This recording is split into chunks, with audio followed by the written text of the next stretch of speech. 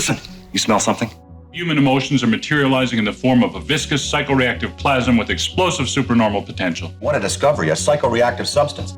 Do you know what this equipment is used for? Boggle or Super Mario Brothers? We'll have fun! Yeah! They're still doing it. Really quite good work there. My friend, don't be a jerk. We've got no choice. Call the Ghostbusters. Super Jackpot! Welcome to Extraplasm Podcasts. It's the only podcast on the internet that visits multiple Spirit Halloween stores in a given week in September just to check and see what the Ghostbusters costume and prop stock and layout look like. I'm your host, Jim Maritato, aka Vink Maniac on the internet, and yes, indeed, I've been to multiple Spirit Halloweens, largely to see what is there and what isn't, and let me tell you that you can probably find proton packs out there, you can probably find Ghostbusters flight suits out there. You can probably find goggles, maybe even PKE meters, but what I haven't seen out there in the wild yet is ghost traps. What's up with that? Anyway, if you're looking for stuff at Spirit Halloween, it's out there, and Halloween season is coming. And this week we're getting to talk with Matt Zunich of the Los Angeles Ghostbusters about the charity and fundraising opportunities that they're going to be involved in during this Halloween season. I'm actually really excited to talk with Matt because the last time that we got to speak with him was right as the writer's strike was starting, when he came on the podcast to sort of give us a little primer about the writer's strike and you. And as he's coming on, the writer's strike appears to be not over yet, but potentially coming to a close where we're getting back a little bit to normal. So as Matt is one of our friends of the podcast who works in the entertainment industry and who's been sort of pushed into the sidelines of being able to do work, I'm very excited to see him be able to get back to do things. And to be able to go out and do, more Ghostbusters stuff that he's going to be doing. So he's talking with us this week about the things they're going to be doing at Seaside Oddities Expo, which is happening in Ventura County, California, where I happen to live, as well as some things they're going to be doing coming up with Starlight Foundation, some work they're doing to support a local orthopedic hospital with costume drives. So it's a pretty fun conversation with Matt, and it was really good to reconnect with him. So I'm excited to bring that to you this week. And I'm also excited to see Matt later this week and the rest of the Los Angeles Ghostbusters, because I will be attending Seaside Oddities Expo, not in some sort of capacity like with a booth or something, but as an attendee to go visit some friends, to go shop for spooky stuff. We're going to talk a lot about that thing in this episode, so feel free to stick around after headlines to hear a bit about it. Before we get into those headlines, I did want to sort of throw out a quick happy dual birthday. Since the last podcast episode we did, both Bill Murray and Dave Coulier celebrated their respective birthdays on the same day. And I didn't realize this until like a couple years ago, that apparently Bill Murray and Dave Coulier are both born on September 21st, somewhere in the ballpark of like 10 years apart from each other. But strangely enough, they have both also played Peter Venkman. So it's very weird that like the overlap of Bill Murray and Dave Coulier is not limited, merely to just the fact that they've both played the same animated character, or rather they've played the same character, one of them in the real life universe and the video game universe, arguably, and the other in the animated universe, but they strangely enough share the same birthday. So happy birthday to both Venkmans. You are much appreciated. And, the Ghostbusters wouldn't be what it is without both of you, arguably. Although there are some folks who would argue that, those latter seasons of real Ghostbusters and the recasting of Dave Coulier was controversial, and we digress. I love you both, Dave and Bill, and you're clearly both listening to the podcast right now. But I hope that you out there celebrated Venkman's birthday, regardless of which Venkman you prefer. So before we get into our conversation with Matt and find out a little bit about what's going on with charity and Halloween season and a variety of other stuff, we talk about, Ghostbusters fandom and Ghostbusters merchandise and all the things we talk about every week. Let's talk about some Ghostbusters headlines. Still making headlines all across the country, the Ghostbusters are at it again. Today, the entire eastern seaboard is alive with talk of incidents of paranormal activity. Call-in topic today, ghosts and ghostbusting. Extraplasm, read all about it. Ghostbusters headlines coming at you. So to start off Ghostbusters headlines this week, we're going to talk about a quick piece of official news to talk about for a moment. Unfortunately, it seems that there was a passing in the Ghostbusters community in terms of the production family, as Ghostbusters 2 stop motion artist Pete Kozacek, who has worked on Nightmare Before Christmas, but in terms of what we know him for, he's worked on Ghostbusters 2. He unfortunately passed away at 72 years of age after a battle with primary progressive aphasia. He is best known to us as Ghostbusters fans as one of the stop motion camera operators on Ghostbusters 2, helped to bring many of those stop motion scenes like, the bathtub full of slime and other things like that to life. But he had a ton of different credits. He was known for working on a bunch of Tim Burton stuff on The Nightmare Before Christmas, on A Corpse Bride, on Coraline, and he also worked on Star Wars films like Episode 2 Attack of the Clones. And he actually came back to work with Ivan Reitman on the 2001 film Evolution. So, unfortunately, as we all get older and as the film gets older, so too do the folks who helped to make it. And that means that we will, inevitably lose more people as we all get older. It is sad to hear that one more creator in the Ghostbusters community is no longer with us, but we thank Pete for his creation and his involvement in making Ghostbusters 2 the awesome movie that it is. And if you question that, if you're like, Ghostbusters 2 is not a great movie, it is a great movie. It's one of those things that people used to say it's not as good of a movie as the first one in terms of being a sequel, and people used to kind of beat up on it. But I think over time, those effects, the things that they did in that movie really hold up, and the story does, and it's a lot of fun. So to wherever you are, swirling in the stardust right now, Pete Kozaczyk, thank you so much for your contributions to Ghostbusters.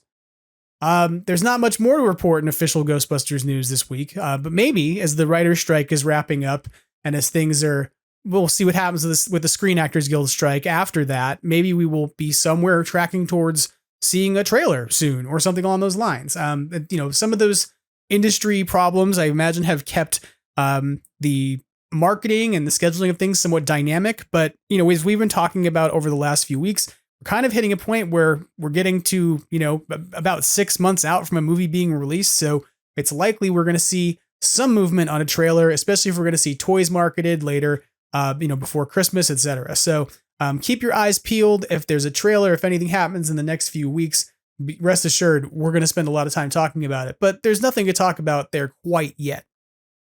Let's talk about merchandise for a few minutes then. I want to follow up about a story from last week. I commented last week on the existence of the Spangler's Spirit Funko Pop, and I commented to you all last week that while it was going to be a New York Comic-Con exclusive, it was very likely that it would also show up somewhere as a retailer exclusive, because convention exclusives always show up as retailer exclusives from Funko. And as it turns out, the original Funko account on Twitter shared the retailer guide for New York Comic-Con 2023 on the 19th. Just after the podcast came out. So that was pretty much an accurate prediction. The Spangler Spirit Funko Pop will be available on Funko.com. So you will not need to go to New York Comic Con. You don't need to go harass somebody to go there for you. You should be able to go on Funko.com to get it. They've announced that the retailer exclusives that are going to be on the website will be available on October 13th at 6 a.m. Pacific time. So apparently I'm going to be, if I want one of those, I'm going to have to be staying up to get it first thing. Realistically, I probably will, as much as I've said I don't do Funko Pops anymore. This one, given the fact that it's translucent, that it's sort of the ghost version of Egon and will fit with the rest of my Ghostbusters I have, I'll probably chase this one down. But, again, I don't really think it's going to be that hard of a chase. It's something that's available as a retailer exclusive from Funko.com on the morning of the 13th of October. So if you're looking for that, make sure you head over to Funko.com. Maybe put a little reminder in your calendar in your cell phone now so you don't forget, and then forget about it and be upset because other people got one. And then you saw somebody got 3 in the mail. And then you're like, it's not fair. I didn't get them in my town because... No, it doesn't work that way. It's a thing you have to order online. It's not like that at all. But the other place I will tell you that it's going to be, if you live in Canada, they will be at GameStop Canada as well. I believe Funko.com doesn't ship directly to Canada for whatever reason. They just don't like the Great White North. But these exclusives will be at GameStop Canada for retail. So keep that in mind. And you can go over to Original Funko's X account. I think I might have said Twitter earlier. We'll just call it the platform formerly known as Twitter, the formerly avian themed social media platform in your life. So head over to Original Funko on X if you want to take a look at the retail guide and where many of the other limited edition Funko Pops are going to turn up for that release. Beyond the Funko Pop, there's a few other things we should talk about that have happened in terms of merchandise and that we've seen before. and this is something I just want to comment on because it was kind of interesting to watch how people freaked out about it for about, 5 seconds. But Big Bad Toy Store, the toy retailer on the internet that many of us have pre-ordered Ghostbusters things with in the past and that have a great flat rate $4 shipping program, they had apparently put a series of HasLab Proton packs up for sale at about $649 a pop. They are now gone. So before you hear that, if you're like, oh my God, I need to go get one because I'm missing one, they're gone. They're no longer in stock. But what was interesting about this is that people seemed to get the impression that this meant there was going to be some sort of retail release of those Proton packs, like that they were going to start coming out at different retailers. To be clear, this is not the case. It looks like Big Bad Toy Store had about 15 in stock, meaning that they likely bought 15 to 20 of them when the HasLab happened, and they had them shipped to them, and then they sold them at a markup, just before the Halloween season. Surprise! Somebody was smart in marketing those and figuring out when to get them out of the warehouse. So if you picked one up, it was not necessarily a great deal, given that it was still a markup from the HasLab price, but given the $4 flat rate shipping, compared to buying it from somebody on eBay, it was likely a better deal for you. And you had better probably customer service than worrying about what was going to happen to other stuff. So to be fair, I don't think you'll probably see much more of that, of like retailers that are going to whip out, 25, 30, 40 Proton packs that they just bought and have been sitting on. But Big Bad Toy Store has been known to turn around stuff before. I was always amazed that they had Mattel Maddie stuff. They had like Maddie Ray stances. Like years after those were released, where they could just had them on clearance for like $39.99. So who knows? I always keep an eye on them because it seems like they buy up stock from people who are closing out toy stores, and you never know. But if you were looking for one of those and you wanted to get it from them, it's no longer available. But rest assured, it's also not a retail item now. It's not going to GameStop, which is another thing. Someone messaged me and said, I heard it's going to GameStop. No, it's not. It's not a thing that's happening. So, but who knows? With the future of Ghostbusters items, I imagine we're going to get another HasLab in the future because I've talked about the reasons why in previous episodes. But there was some talk out there about a focus group for that was being advertised on Reddit, etc. So maybe we're going to get another HasLab, and maybe we'll get another set of props at retail. Like we got Spengler's wand, not as a HasLab, but something that was being carried by retail stuff. So who knows? Maybe we'll find out by like the end of the year that there's some new thing to chase down, even though you can't buy more Proton packs at Big Bad Toy Store for the time being. Let's talk about things that you could build for a few moments.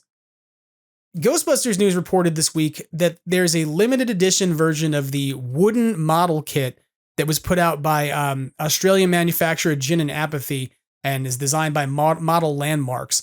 And this is a bamboo version of the firehouse that I've talked about. I can't even remember how many episodes ago. That was pretty cool, where you could it's all pop out, and it's about 5.25 inches long by 4 inches high. And it's a little, you build it. It's popped out of bamboo and you glue it together and you make yourself a little tiny firehouse. They apparently have a pre-order available now for a limited edition version of that firehouse that is going to be painted. So as opposed to the unpainted version, this one has been painted in a very limited edition number of 20. Each of those is signed and numbered and will be shipping in mid-October. They're still available in stock now at modellandmarks.com. So it's something that's only going to be available in the United States, Canada, and Mexico. So if you're looking for this outside of the US, you probably can't get it. It retails for $79 and is essentially hand-painted by Kentucky-based artist Tina Arthur. I will say this, the firehouse looks great. The thing I don't understand about this release, and I don't know if anyone at Model Landmarks can rectify this before they ship out, is that there's a Ecto 1 that's in front of the doors for Hook and Ladder 8 on this little model that is painted red. So the firehouse doors are painted red, but then so is the car, which clearly the car is not red. So I'm not really sure if this is just an error in the photos they used in the product photos. I kind of asked Jason Fitzsimmons what he thought about this from Ghostbusters News, and he kind of said, I don't know, and shrugged a little bit and said maybe it's an error. But it is kind of interesting. The rest of the firehouse looks great. Like I almost want one of these to put around a bunch of plants or something because it's bamboo. It seems like a home decor piece that would fit well as a model, on display in a curio case or something. But I have to say, it's a little puzzling that the Ecto 1 is red on this. So maybe they'll rectify that. Maybe it's a mistake. Don't really know. But if you're interested in this, because it's kind of fun, you can not even add the Ecto 1 if you want. It's a glue-on piece, essentially, that goes in front of the door. So if you just wanted a really nice-looking version of the firehouse and pretty accurate-looking brick coloring and made of bamboo, this is a nice little kit for $79. So feel free to go check that out. You can find it again on modellandmarks.com or head over to Ghostbusters News to get quick and easy access to the link. And you can also see Jason has a video where he built the unpainted version of this. So if you want to get a sense for what this thing looks like and how it comes together, you can actually go and watch the video where he built one of these and reviewed the original kit. In addition to things you can build, there's also things that you can win.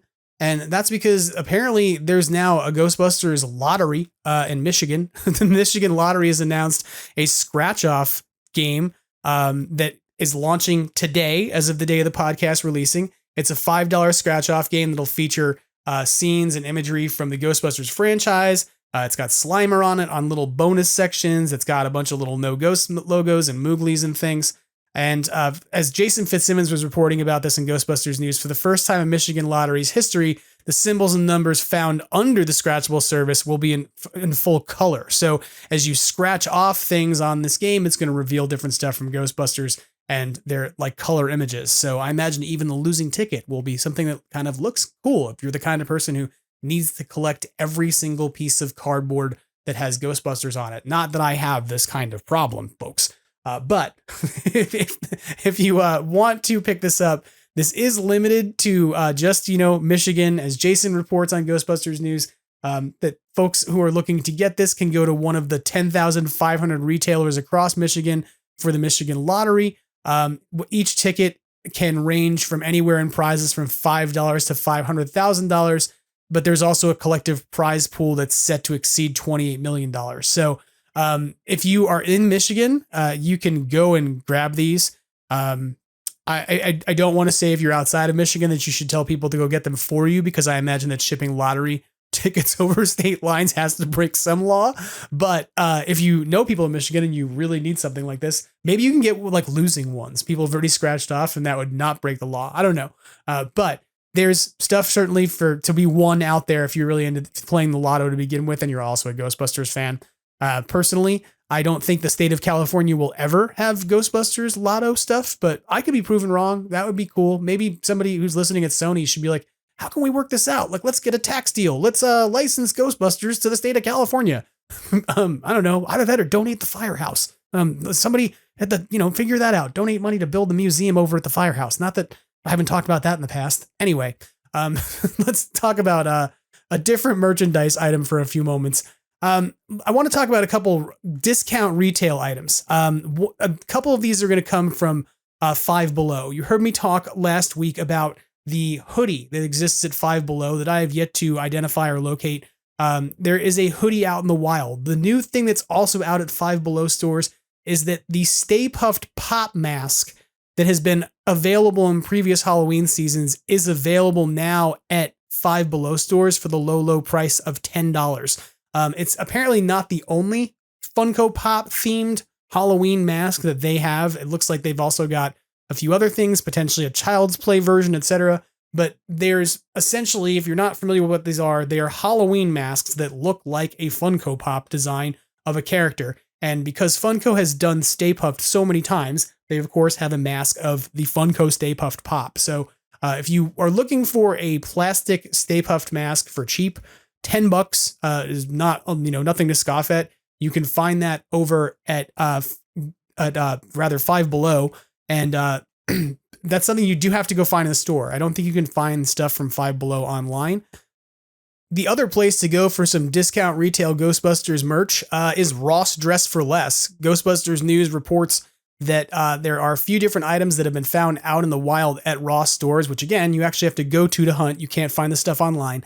But there is a white sweatshirt that is a hoodie that has a No Ghosts logo on it with an orange no symbol and spider webs because it's Halloween themed. And there's a matching set of sweatpants in the juniors section of Ross Dress for Less, potentially at your local Ross. Each of those are going to run you $14.99. And there's also a set of matching socks. So one of the pairs of socks is orange and has the No Ghost logo covered in spider webs. The other is in their black socks that have ghosts all over them. So kind of fun to think about. Like, I don't think we've ever seen spiders really featured that heavily in Ghostbusters marketing. So it's kind of see this variation of the Ghostbusters logo for Halloween be spider themed is kind of interesting. I think that like when I think of spiders and Ghostbusters, the only place my brain goes is back to the video game and thinking about the Spider Witch, which I would love to see that character come back in some capacity. That would be awesome. So if anybody's listening out there, like, give me some of that. Give me some Ghostbusters Spider Witch themed merch. That would be kind of cool. But if in the meantime, you just want to find the available stuff that has spider webs on it and orange things and Ghostbusters Halloween themed stuff, you can head over to Ross Dress for Less and hunt around to see what you can find. Because it seems like there's some pretty cool options out there. I'm going to admit that most of this stuff is probably going to run too small for me, and I'm not a huge fan of white in terms of base colors for clothes. But if you're the kind of person who likes light colored Ghostbuster stuff and you can't find it that often because you usually end up running dark t-shirts and stuff, navy, blues, blacks, etc., this might be a good option for you. Let's talk about video games for a few minutes. And specifically, we're going to talk about Ghostbusters Rise of the Ghost Lord. Since we last spoke, there's actually been some early reviews of this game that have come out. We talked a bit about this last week, that the new VR experience was going to be coming out in October, about a month from today. And that's coming out via MetaQuest 2, their VR system, as well as the PlayStation VR system that's out there for PlayStation consoles. I sound completely uninformed about virtual reality because I don't own that stuff, folks. But the Rise of the Ghost Lord reviews are not like full-blown reviews of the game. Rather, there was a German experience, or rather a game convention called Gamescom that took place in the last month. And at that event, there were some journalists and YouTubers who were given the opportunity to play the game for about 45 minutes. They were not allowed to necessarily provide full-blown reviews of the game, but their embargo was recently lifted. I'm going to direct you to Ghostbusters News for this because Jason Fitzsimmons very smartly took all of this content, several different YouTube videos from several different YouTubers and game reviewers, and compiled it all in one easy-to-find location. Which is really great because there's at least a whole print review of this out there that you can read, as well as 2 YouTube videos on it that show gameplay, both from B-roll and sort of given out studio produced, gameplay trailer information and gameplay footage from the developer Endreams, as well as watching somebody play it on a television screen to see how the mechanics of movement with your hands work alongside things like wielding the Neutrona wand. What seems to be pretty clear from the reviews out there is that folks are pretty happy with the haptics of the game, the sound effects, the feel of carrying the equipment and working with it, but that the game is designed not necessarily for the hardcore Ghostbusting fan, for folks like maybe who are playing Spirits Unleashed, for instance, or who are huge fans of the last video game, meaning the video game, Ghostbusters, the video game, which we all have a beloved, appreciation for. That this is more for families and kids. So the criticism that seems to be somewhat consistent across the reviews is that the gameplay becomes a little bit repetitive, at least in the demo that they played. But to be clear, that doesn't mean that that's the whole game, because it is a demo. They weren't given an entire, run to play through levels as much as they were given different aspects of gameplay to interact with. So it'll still be interesting to see what this whole game is going to be like. But you can check out footage of this. It does look pretty fun. I have to admit, the sort of cell shaded graphics for me don't necessarily read, I'll say, is that authentic as somebody who likes playing Spirits Unleashed and likes looking at the equipment and how kind of real it looks, even though it's kind of got an animated feel to it. But I think that it works. I think that it's something that is probably going to work really well on VR headsets. And it looks like it's just fun gameplay. It looks like there's a lot of different things you can do, a lot of different equipment to utilize, different achievements and objectives for missions. And as somebody who's coming out of, playing a lot of Spirits Unleashed, and this isn't to be overly negative about it, the criticism that, I think many people have about that game is that it has become repetitive, that there are a finite number of levels and that there are a finite number of ghosts, and that after a while, you're just kind of doing the same thing of chasing down somebody in the same ghost model as a previous match, etc., or respawning into levels you were just in 3 levels ago. So I almost in a way want to be a little forgiving about the potentiality that a demo was repetitive, because sort of just the footage alone showing different objectives to missions that they're achieving seems a little more varied, but it may be more kid friendly. And to be real, that makes sense to me, because video games are predominantly sold, yes, they're sold to adults. There's some of us in our 30s and 40s who are game players, but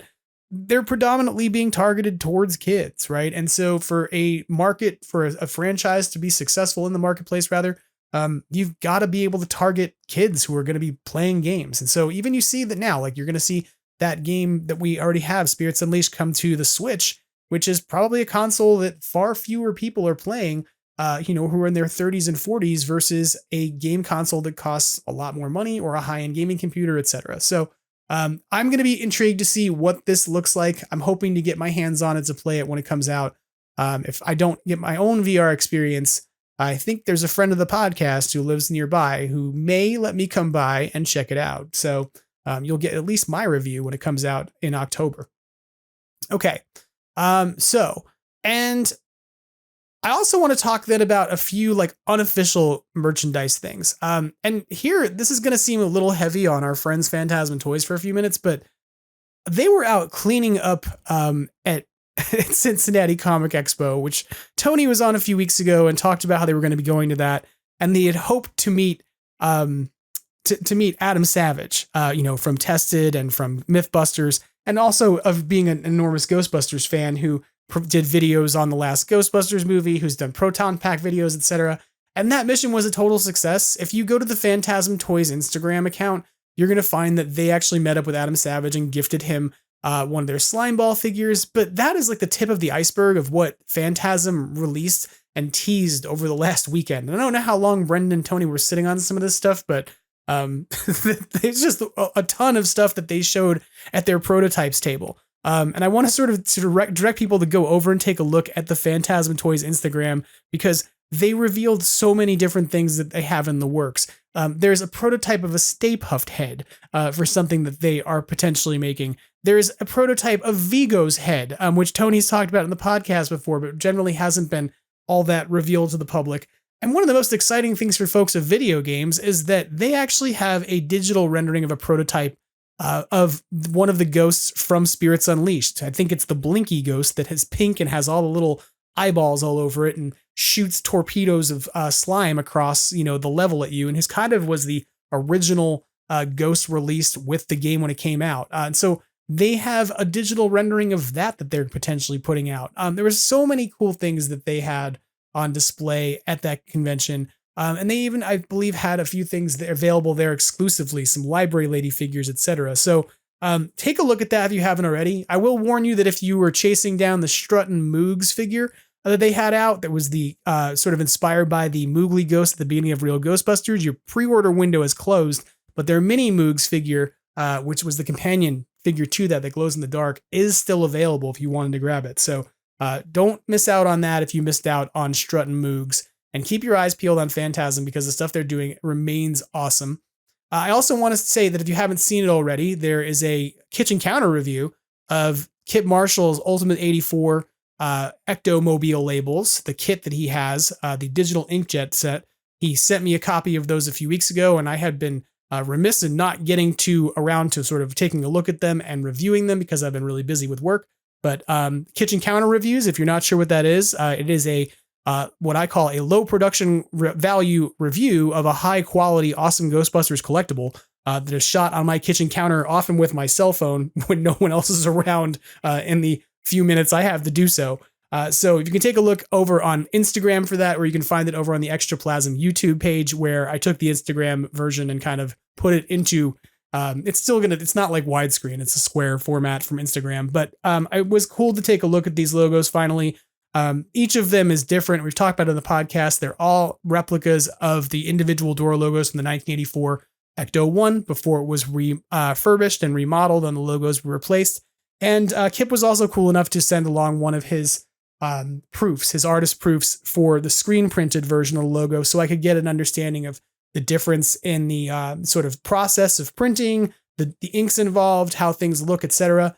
These are really amazing. They're limited. I know I've talked about them a lot, but I know a lot of folks are like thinking about going out and getting, different, let's say going out and getting decals for cars and things for Halloween. Like if you're going to do that and you're going to go pay somebody on eBay like $150 for decals and magnets or something, before you do that, you should absolutely go find Kip, go to ultimate84.com and pick up the logos from him, because you're never going to find a nicer and more authentic set of like Ectomobile logos, I think, ever. They are without question really well made.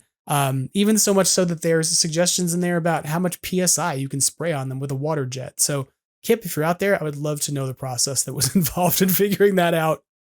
And I just want to throw this out there. That's not fan merchandise thing. I just want to kind of put this on your radar. If you are a person who's looking at like replacing a flight suit before Halloween because you need to, you might want to know that true spec suits, are becoming, they're selling out right now because this is the time of year when people are going out and buying them. And I believe that replacing a true spec suit right now is going to cost you about $85. I cannot find one in my size unless I go to like some fly-by-night retailer on the internet I've never heard of before.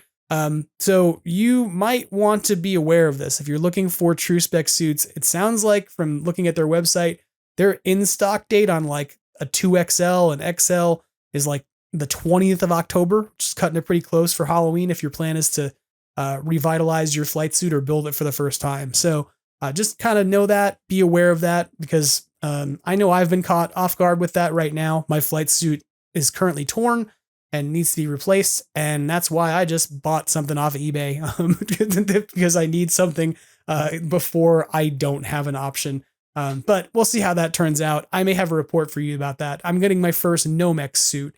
We're going to find out whether or not I like that or I hate it. We'll see. The last piece of fan merch I want to talk about is just another reminder about the Containment Unit's partnership with Steve Johnson, the sculptor of Slimer from the 1984 Ghostbusters film.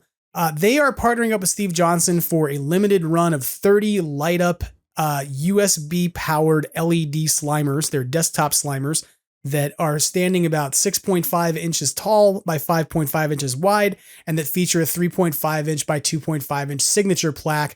These are hand sculpted, hand designed by Steve Johnson originally. Each of these statues will run you $250, but there's only 30 of them being made. It's the only time that Steve Johnson has publicly released one of a Slimer with his lineage since the 2009 video game Slimer edition release. And this is something that, obviously comes with his signature. It's more than just like, hey, you're going to get something with a printing of his signature on it that came in a box of the video game. It's a handmade item that Steve Johnson directly is involved in producing. So it's a pretty unique collector's item to get. Again, you can get these from the Containment Unit over on Facebook, or you can contact Tom Henry of the Containment Unit via email at slimesignatures@gmail.com if you have interested in checking that out. Now, we're going to try and wrap up headlines with a fun piece of, things to talk about, something Halloween themed, because that's what we've been trying to do for the last few weeks. And hopefully we're going to get through it this week without something strange happening, like text on a screen changing, or what you all reported last week. A few people let me know about a weird audio intrusion in the podcast, but I assure you this week we should be good to go. There's not going to be a problem. And so the thing I want to talk to you about for a few minutes is about a Halloween attraction that is happening in Tennessee. As it turns out, there is an attraction in Tennessee called Halloween Hollow Haunted House that takes place every year, and that is in part co-run by friend of the podcast, Philip Clark of the Tennessee Ghostbusters. Here at WBOO TV, we have a rich tradition of celebrating Halloween with you and your families every year. Here are 5 tips to make this year's Halloween extra spooky. 1.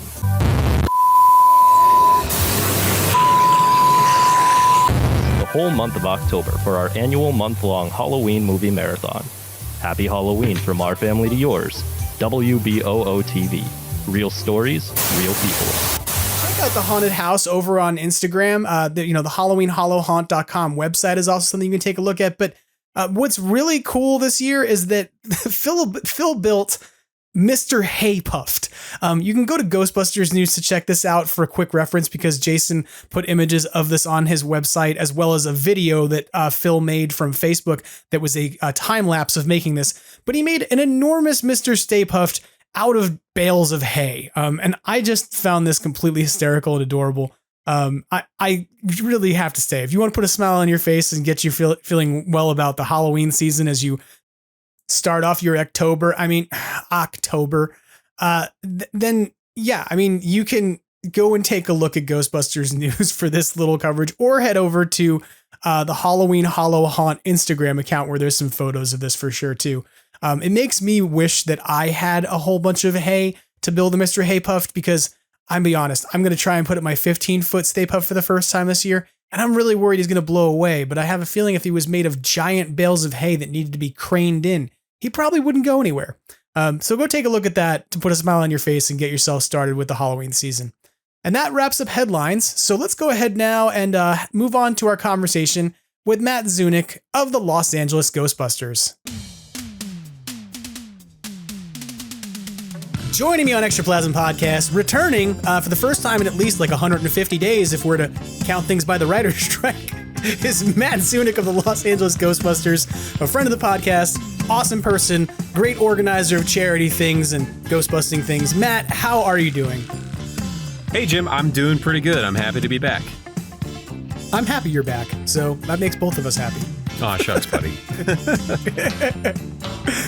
You mentioned 150 days. I'll point out 147 days. Yeah, well, I was thinking about this before we started recording, that like the last time you were on the podcast, you came on and we did this sort of like the writer's strike and like coverage for folks who were like, what will happen to movies because of the writer's strike and what could happen in the next Ghostbusters movie? And we were talking about that. And then like from there was, of course, like the SAG-AFTRA strike that became part of the entire like labor movement across Hollywood. And like coincidentally, we ended up setting up this podcast recording. And then it was announced that like the CEOs were coming together, and that the CEOs made their like best and final offer to the, to the WGA, and that people are potentially going to vote on it and sign it. So listen, clearly this has all been your work. That's why you weren't here for 147 days. Thanks for doing the hard work. Oh, yes. Happy to do it. I was in the negotiating committee and on the picket line and, slinging the insults in the room at the same time. No, I did go out to the picket line quite a few times. I was not out there for all 146 days of picketing, as much as I wanted to be. I just couldn't. But I was out there for, I kept all of my sign-in name tags nice. And stuck them on the back of my homemade sign. I'd have to count. I think I was out there a total of like 12 days. Again, it's a far cry from the 146, and I know people who were out there every single day. So they are the real heroes. They are the ones who helped make this happen.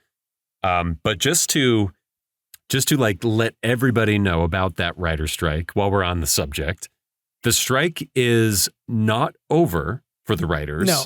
But the picketing has been suspended while the legal terminology and the language of the contract is ultimately figured out. Then that gets sent to the WGA West and WGA East boards and councils, respectively. They will approve it and do a vote on it, and then it gets sent out to the membership for final vote and ratification. Right. Once that is done, then the deal goes into effect. Then the restraining order is lifted and everybody can go back to work. In some cases, members might be told to go back to work during the voting process, but the union will let everybody know when that happens. But it does seem, based on the email that was sent out to members last night and the official statement released by the WGA, it does seem like the writers are going to get a fair chunk of what they were asking for. I mean, we don't know the official details yet. As of time of this recording, it has not been released. But we might see the strike, hopefully end. I'm not going to say likely, we don't know, but hopefully it will end within the next, week, 2 weeks. Who knows? But then SAG-AFTRA has to have their deal. And so a lot of writers are probably, as much as they want to go back to work, are probably not going to, because they're going to stand side by side with SAG-AFTRA, because so many actors stood side by side with us since day one. So Right. I really do feel like the strikes will not really come to an end until SAG-AFTRA's deal is done. Because there's some And, reciprocal support there, right? So it's like absolutely, if there's not a deal hammered out with both pretty soon, then you're still probably going to have at least a labor price slowdown, even if you go back to work. So yeah. But that's not to take away from the incredible success that seems to be coming that the writers have made. They have done an amazing job. The negotiating committee has done an amazing job. I think the real takeaway here is the communication from the WGA and the writers on social media has been far and away the biggest success story out of this, because from day one, the writers dominated the social conversation around the strike. And no matter how the companies like the AMPTP, no matter how they leaked things, no matter how they, sent things to the trades, no matter, how people tried to misrepresent things and sow division, it didn't work. Like it would get traction for 5 minutes, and then the WGA was on top of it. Writers were on top of it. And that is such an amazing feat. It was really a marvel to be a part of and to watch. So it's really been a kind of an inspiring labor action. I think that you see a lot of the other things that have happened across the country in the last year that have kind of followed after that. I think, in some ways it's like they're not directly, linked to it, but it's like people can openly say like, wow, there seems to be like an open labor movement thing going on in America. Hot labor there's summer, baby. Auto workers. Yeah. There's auto workers who are upset. There's UPS workers who are upset. Everybody's doing things. And it kind of all feels like it followed after watching, a lot of the entertainment industry go that route. And then for some ways, it's like there weren't shows on, wasn't content to see. So what was there to watch? Well, coverage of the strike. Yeah. So what was on social media? Oh, coverage of the strike. So I'm excited to see folks get, better wages and to get better opportunities to earn, and hopefully for stories to get back to being told, but not before anybody gets what they're supposed to be getting. And that's sort of the big thing is I'm still like, well, let's not rush until everybody gets what they're supposed to, but I'm happy there's optimism on the horizon. I'm sure that Bill Maher and Drew Barrymore are too. Oh man. Trying to explain that to my parents was an interesting conversation. Now, why is everybody mad at poor Drew Barrymore? Oy. I mean, I like Drew Barrymore a lot, but I was very disappointed when all of that went down. But in the end, to give her credit, she made the right decision. Yeah, so. Agreed. And Bill Maher too, although with less kneeling and crying. Oh boy. Well, I'm excited that you're back and that we get to talk about things that are also not, labor strikes and labor movements, because we get to talk about Ghostbusters things. And ooh, very exciting. Yes. And I haven't had a chance to sort of talk with you about what you and LA Ghostbusters have been up to on the podcast in a while. And I do know that, if I'm not talking out of turn, that recently you had a visit over at the little firehouse on the big movie lot. Am I wrong about that? What? Who told you? Yes, we did. It was a lot of fun. The purpose of the meeting was to introduce our friends at the Starlight Children's Foundation to our friends at Ghost Corps to make a face-to-face, handshake connection, because everything we did with the gowns last year and kind of helping kind of coordinate the beginnings of that, it was all done via email and via phone call and Zoom calls. Nobody ever met in the same room. And so we were going to get some donated material, and we were like, hey, could we bring some of our friends from Starlight and, introduce them to you guys so that we can kind of take a step back and let them make that connection a little bit more formal. And it was great. Our friend Madison Shearer and I don't think Logan was able to make it. Logan Allison, who works with Madison over at Starlight. I don't. I thought you were going to say Logan Kim. Oh, that would have been great. But we did get a chance to meet someone. I can't say who we met, but based upon the writers and actor strike, based upon the writers and actor strike, you know who was not able to cross onto the lot, but you might be able to know who was. We did meet someone there who was very nice, like one of the nicest people I've had the chance to meet in this industry, and we had a really lovely chat. And yeah, it was a really good time. And my thanks go out to everybody at Ghost Corps and Sony who donated some material for us to raffle off and use as prizes in the future, so that we can raise money for the Starlight Children's Foundation and potentially another big event fundraiser that may be on the horizon that I can't talk about yet. So you had a visit. It was about a bunch of secret stuff and picking up free stuff. That's what I'm hearing from you. We picked up some donated toys and apparel that we're going to, a lot of it's actually getting donated to the Luskin Orthopedic Center here in Los Angeles. Yeah. And some of it will be used as prize fodder for some of our upcoming events.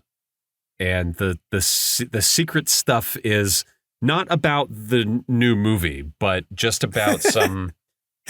You're like, that was your way of not getting a million DMs. That was very smart of you. Otherwise, what was going to happen after this podcast, people are going to start DMing you go, what'd you find out about the movie while you were over on the Sony lot? I can tell you officially not a thing, because they didn't tell us anything, because they don't want to tell us anything, because they know we're going to be like, guys, you'll never believe it. So no, we were not told anything. We did not see anything. We really just, had a nice conversation to introduce them to the Starlight folks, to pick up the stuff they wanted to donate. Yeah. And to discuss potential fundraiser opportunities for the future. There are some that we're talking about that will be made official soon. But because they're still very much in the early stages of, can we even do this? Because this next one, the gowns that Starlight was able to do, that was a very big undertaking, and we are so incredibly grateful that they wanted to partner with us. And we were so grateful to the entire Ghostbusters community for rallying behind it. Oh yeah. And we were like, maybe that's the big thing that we do in our lives. And maybe we don't have another big thing in us. But this new opportunity may be on the horizon. And we were like, well, let's start putting things in place. And if we can make it happen, we're going to make it happen. But until we know for certain, we're going to say, all right, well, let's just kind of, be a little coy about it until everything gets approved. Everything gets like, okay, yep, we're going to do that. And everything's set in motion. Yeah. I mean, I have to say, like, I should have said this because I feel like I'm doing this in the disorganized fashion of presuming that everyone remembers that you were here to talk about Starlight Foundation, a while back, but like your franchise played a pivotal and key role in organizing the movement to get hospital gowns made for kids who are in bad situations, who are ill and who need a morale boost, right? And that Starlight Foundation provides that through like play in hospitals and care through play. And I think that's, like, that was, I've still said this, like, it's such a heartwarming thing to me that, like, every time I talk about it, I get a little, like, my dark heart, begins to grow in size, because I'm like, oh, Starlight and children, and they get gowns and the kids feel better and they're Ghostbusters and it's great. But like, I'm excited that you got the opportunity to introduce those people to each other, because it was, like you said, something where people coordinated things via emails, etc. And like, and sort of the fact that like you are where you're at, Starlight's where they're at, Sony's where they're, it's like, you're all in town, right? And it's like, yeah. So there's an opportunity for like synergy and networking that exists that could potentially be a lot, bigger, more ongoing, etc. And if nothing else, like, I just think it's kind of fun that like, you're like the only franchise in the country that gets to be like, You may stop by Ghost Corps to pick up some stuff or for raffles. Just everybody goes by their local Ghost Corps firehouse to pick things up. So, but I seriously though, I think that it's so cool that is an ongoing relationship, that it didn't become like, oh, it's a one-off campaign and it's done. Instead, it's like, no, let's see what we can continue to do together and how can we continue to sort of be synergistic and beneficial to the community at large through that work. So good on you. And thank you. And everybody at, Ghost Corps, and Eric included, like they work with, they don't just work with us. They work with all the franchises that are engaged in their community, that have active involvement. I mean, the Buffalo Ghostbusters are a great example. Absolutely. They do a lot with Ghost Corps, and they do a lot with Hook and Ladder 8, the firehouse in New York. And so, we are just another part of that. And we're just lucky enough to be on this end of the country where we can, if they want to donate a bunch of toys to a charity, we can be like, we'll do the pickup. So, but no, everyone there has been so nice and so kind. And it's been a really wonderful experience to be able to be welcomed onto the lot to grab this stuff. So it's been really great. I would like to be welcomed onto the lot to grab things, but maybe not the things that you went there to grab. Like, I'll grab the keys to the Ecto-1. I'll grab those if you welcome me on the lot. No, I'm just kidding. But I won't really do that if you let me on the lot, Ghost Corps. I won't steal the Ecto-1. I wouldn't get very far. It doesn't run very well. I mean, it's not exactly in the best of conditions either. Like they keep its tires inflated. I'll give them that. But, every now and again when I pass by, I'm like, man, we should really put a tarp over this. the elements are at play here, guys. But it's a studio lot. Like there's hundreds of people coming back and forth every day. The tours a lot, and you want to see the cars, and so you have to leave them uncovered. You have to leave them open to the elements. Like no one is like nefariously like picking on Ecto, but it every time you walk by, you're like, oh, there's another scratch in it. I will say this though, like you work in the industry, so it's like you have. I think that there's, for you, like as somebody who works in the entertainment industry, I don't know if after a while, like the magic of being on a studio lot fades. When you go to Ghost Corps, do you still have like that sense of like, oh my God, I'm at like home base? Or has that like become like, yeah, we're a Sony lot, whatever. Like how is that going for you at this point? Well, I'll speak for myself personally. Yes, I do work in the industry. I actually worked on the Sony lot for a little while back when I was an office manager for the Producers Guild conference, which they held on the Sony lot a couple of times. And so, being on the lots, for me, I try to remind myself of the 10-year-old kid that, was watching, reruns of Real Ghostbusters on his VHS, still asking his mom to buy him Ecto Cooler, who, was looking at his old, Real Ghostbusters Proton Pack with a bunch of like stickers from other shit on it. I try to keep reminding myself, like the 10-year-old kid you used to be would be like losing his mind right now if he knew that you were going to be here and doing this kind of thing. And I really try to humble myself every time that I'm there and think how lucky I am to be in a position where I can do this, because not everybody can. And I try to keep that humbleness for everyone else. And a lot of our members don't work in the industry, and it is something special for them to be able to come to the lot. And so if we are invited for whatever reason, whether it's for like EctoFest, whether it's to do a pickup or a drop off of some kind, we tend to like reach out to our membership to be like, hey, who hasn't been? Because if you haven't been, you should really come. And, we were able to do that this last time. We had a couple of members that came with us who had never been before. And so we're like, all right, you should come. So it is a very fortunate series of events that have happened that have allowed us to do this. And we are extremely lucky, and we don't take that for granted. And I don't take that for granted.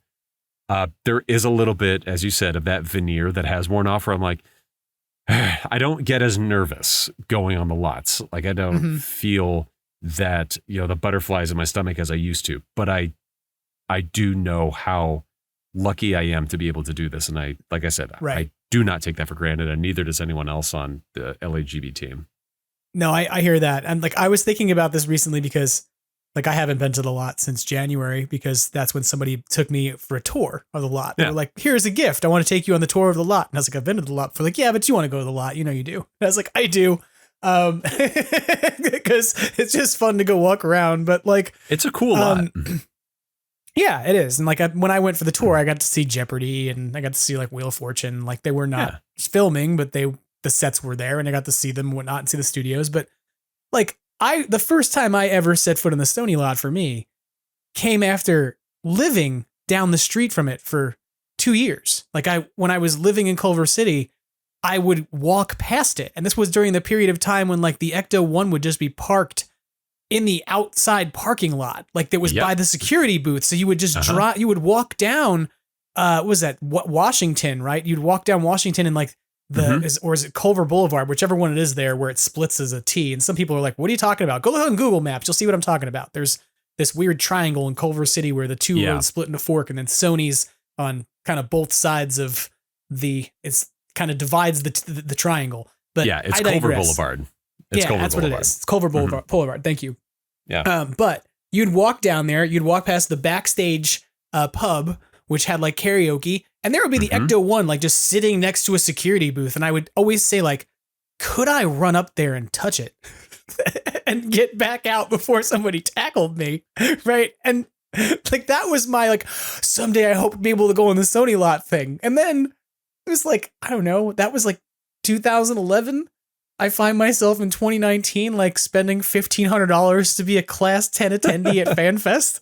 So it was like when I got on the Sony lot, it was like, oh my God, I finally made it here, but I paid my way to be there. And it was like, okay, cool, whatever. Being invited back, or like being like, and I don't mean like invited, like when I say that phrase, I'm in no way special. I don't mean like I got a phone call. It was like, Jim, come on down to the Sony lot. We want you there. I mean, like when they invite fans for something like Ectofest, like having the opportunity to go to me is always like, I get to go like visit the wizard. I don't know. It's always so exciting to me. And so I hope I never kind of lose the bit of that. Cause like, I hope I get to go to the Sony lot again sometime. Like going on the tour for me was still very exciting, but I was fully aware that I was like, I paid $60 to go on a tour and walk around and look at stuff because I'm on the lot today. Yeah. Like, I don't know. Well, back when I worked at, the first like big studio that I worked with was DreamWorks Animation, and we did our audio mixing on the Warner Brothers lot. Okay. And as a kid, I always loved the idea of going on the Warner Brothers lot. And so the first couple of days when I drove on there, like, oh, here we go. I'm going to park. I parked right under the water tower, and I'm like, oh, this is amazing. And then by like the fifth or sixth time I was there, I was like, oh my God, I just hope to God they have water and the biscuits we asked for, because, my boss doesn't like the chocolate ones. He likes the almond ones. And like the shine came off so fast. It's like, I just need to get in here, do my job, and then go. I'm thinking about, I got to stop at the store on my way home. And yeah, but with the Sony lot, because of our connection with Ghostbusters, it is something that I still try to hold very close to my heart, because it really is something that I would be freaking out about if I was still 10 years old. And you just gave me a weird memory. I remember when I was apartment hunting. For those, this is like, I don't know how this is like inside baseball about Extraplasm podcast and Jim's life, everybody. When I moved out here, I moved from New York and New Jersey because I was like going to school in New Jersey, but my parents were in New York. And I said, I'm going to move out here and take a job at USC. And so when I moved out, I was looking for places to live, and I started hunting around Culver City because I had the logic of just don't live too far from a Trader Joe's. Yeah. That's like, things will be fine if you live within walking distance of a Trader Joe's. He's right. So that was my demographic process of looking for apartments on Google Maps, was identify Trader Joe's locations, identify neighborhoods, and then look at median rent. So I was looking for apartments, and one of them that I didn't end up taking was like where Motor Avenue dead ends at the back of the lot, literally behind the Sony water tower, where like the Sony water tower would have been my neighbor. Like I would have looked out the window and the support struts would have been like, oh, look, there's the view. So yeah, that's a weird time. But yeah, I mean, that's like that at that point when I first moved out here, when I was like, oh my God, I live like right where, you know, Columbia Studios was and like Desilu Studios was here. Like so much of that was like so important to me and so huge because it just had such great cultural history to it. But it was also like not so well known because it's not like Hollywood. It's Culver City. It's like, what is this place? It's something totally different. But yeah, the Columbia studio lot is not where everyone thinks it is. They're like, oh, it's like, you know, down the street from like Paramount or Fox. And it's like, no. Well, it's closer to Fox, but those two are way out in like Culver City and Century City. Yeah, they're not close to Hollywood at all. I mean, maybe as the crow flies, but by a freeway travel, no. It was funny after our visit on the Sony lot this last time, you know, we said thank you and we're like, okay, great. Like we're gonna, you know, take off. I looked down at my watch and I'm like, oh my God, it's 6:00. Oh no, I have to get on a freeway. I live in an inside baseball into LA Ghostbuster life. I live in Pasadena, which is not anywhere near Culver City. No. You might as well be on different planets at that point. It took me about 30 minutes to drive from Pasadena to Culver City. And then it took me an hour and 45 minutes to drive from Culver City back to Pasadena. Yeah, so yeah, getting from Culver City to Pasadena at 6:00 at night in rush hour Los Angeles traffic, bad idea. Yeah, I can appreciate that. Leaving Culver City is interesting because you have the 10 and you have the 405, but both of them are probably completely screwed up. And they're on total opposite sides of the city. It took me 45 minutes just to get to a freeway from the lot because all of those streets, you have everybody leaving the lot. These are like 2-lane streets, and they're all kind of these weird converging. I mean, you know, like around the lot, it's like everything's kind of these weird angles, and all these streets are merging. You also have the Amazon studio lot like right next door. You have everybody leaving from that as well. It's just, oh gosh. And this is like news. Maybe we've gotten too inside of Los Angeles for some people, and somebody out there right now listening in like Tennessee is like, come on, dude, get off the LA stuff. But I think Culver City's fascinating at this point because it is its own entity inside of Los Angeles. So when you describe all these little like tiny intersecting streets and like little kind of villagey design that exists there, it's because it is its own entity that existed inside of like LA. It has its own police force, it has its own stuff, but it's within LA city limits. So when I lived there, half of my street was rent controlled because it was in LA city limits, and half of it was not because it was in Culver. And I lived like 3 houses into the rent control, which was awesome. Wow. But when they paved the street, they came up the street and they just stopped. They didn't finish like paving because they were like, nope, this is not ours. That's Culver City's to deal with. But it does make this like interesting, weird, like kind of pocket, you know, of like, almost like a smaller town feel or smaller city feel inside of all of massive LA. And then you go like 1 block over and you're on Venice Boulevard. And it's like a rushing, you know, 4-lane free or 6-lane road with traffic lights and stuff. I got a way different vibe to it. So, I don't know. There's a lot of tree-lined streets and stuff. It's very like, you know, residentially. It's very weird, but it's nice. It's one of those places that I was nice to live when I lived there. But so, well, hopefully we all get to go to Culver City more and go to the Sony lot. And, you know, maybe like, I don't know, like I'm hopeful that maybe we'll do like a 40th anniversary event. Like, I don't know if they'll ever do a fan fest again because I don't know if anybody's ever going to want to do that. Yeah. But, the Wizard World definitely kind of bungled that whole thing. I don't know if they're under new management at this point, but at the time, that whole, so I was in the Southland Ghostbusters at the time. And Wizard World. You were amongst the people who greeting everyone at FanFest. I remember. It's like I have video of all of you being like, "Welcome to FanFest, welcome to FanFest" as I come in. So they gave us like coupons to pass out at events that we were going to leading up to it, where they were like, "Hey, if you pass out these event discounts, you know, we'll we'll see what we can do about getting you guys a booth at FanFest. And we were like, awesome. Like, yeah, we'll do that. And we did. And it was very strange because they asked us to go to, it was like the LA County, like families recreation and something expo. I don't remember what it was called. And you got there and it was like in the LA Convention Center in one of the smaller halls. And it was all for education and medical resources for kids, but not just kids, specifically underprivileged kids, like financially disadvantaged kids. Yeah. And we're passing out these like 10% off discount codes for an event that cost $1,500. It was for class 10 attendees. It was like, what was it to be class 1? It was like, still like several $100, right? To be there, just to be like, hi, I have no premium access to anything. For like $200 or something.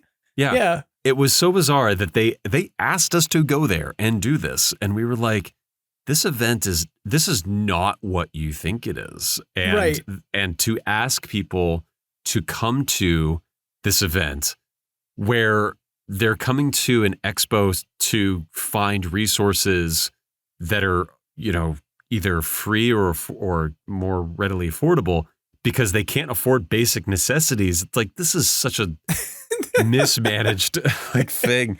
I don't know if they still manage it that way at Wizard World, but I mean, they ended up, I think on the day, like you could come in and get not the VIP pass, but like one of the mid-tier ones. You could just come in for like $25. It's like $25. They were just like, are you in the parking lot? Come on in. $25. Because no one came. Like with the exception of the like hardcore fans. Right. No one came. It was so weird.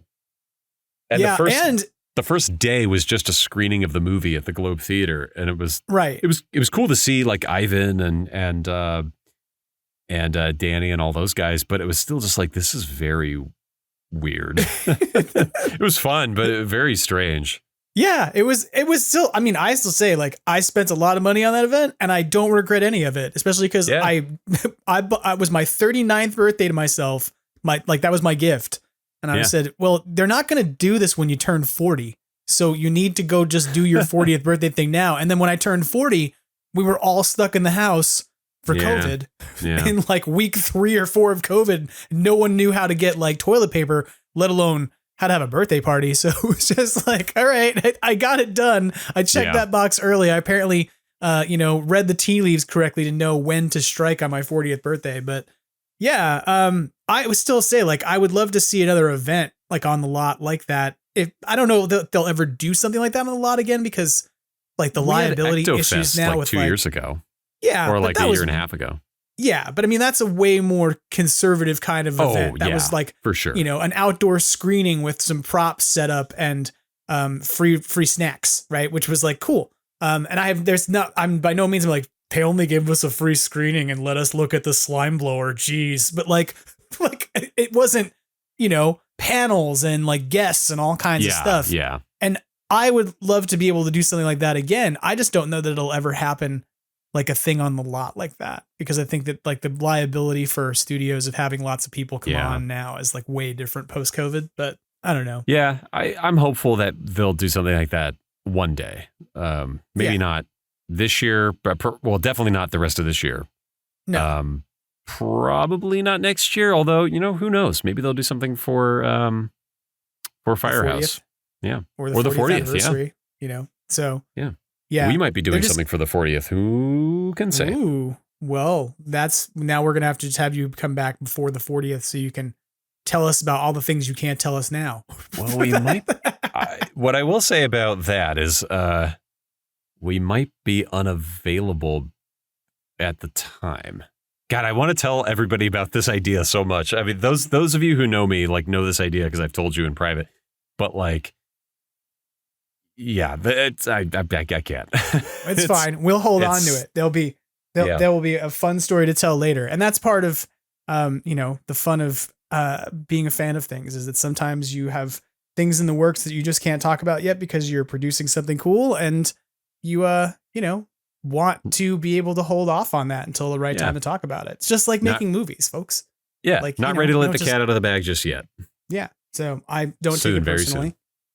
I know that you are coming up here to my area of the neck of the woods very soon because you're going to be at Seaside Oddities Expo in Ventura this coming weekend, actually. The Ventura County Fairgrounds, right? So, yeah, we're driving up on Friday for setup, and then we will be there Saturday and Sunday. Gotcha. And what are you like? Seaside Oddities Expo, as I understand it, is like kind of not so much a con, but more like a cool, spooky, haunted flea market. Like it's an lots of vendors, lots of like exhibitors, etc. Like cosplay is welcome, but like it's not so much like a convention with panels and things. Yeah. I'd say that it's going to be a lot like if anyone went to Midsummer Scream in, down in Long Beach. It's going to be like that, minus the panels and minus, I think, the haunted maze room. But it's going to be a con floor, or similar to like a con floor, right? With a lot of vendors, with a lot of like small businesses that are selling and offering some spooky wares just in time, because we're coming up on that season. And you might even meet some Ghostbusters there who are just trying to keep the place ghost-free and safe for everybody. I'm trying to decide if this is the closest event that you'll have ever done to the beach. Because I don't know if you've ever been to the Ventura County Fairgrounds, but they are literally It is literally on the beach. Yeah. So like... It will be because, Long Beach, it's close, but the convention center is still across the street from the beach. It's a few blocks. Like it's a few blocks walk. Whereas like literally the fairgrounds, you step off of them and you can step onto the boardwalk for the beach. For those of you out there who are like, Jim, how do you know this so much? Because I used to live in Ventura and I used to ride my bike 15 miles every other day past the fairgrounds on the promenade. We will definitely be, this is the closest to the beach we've ever gotten.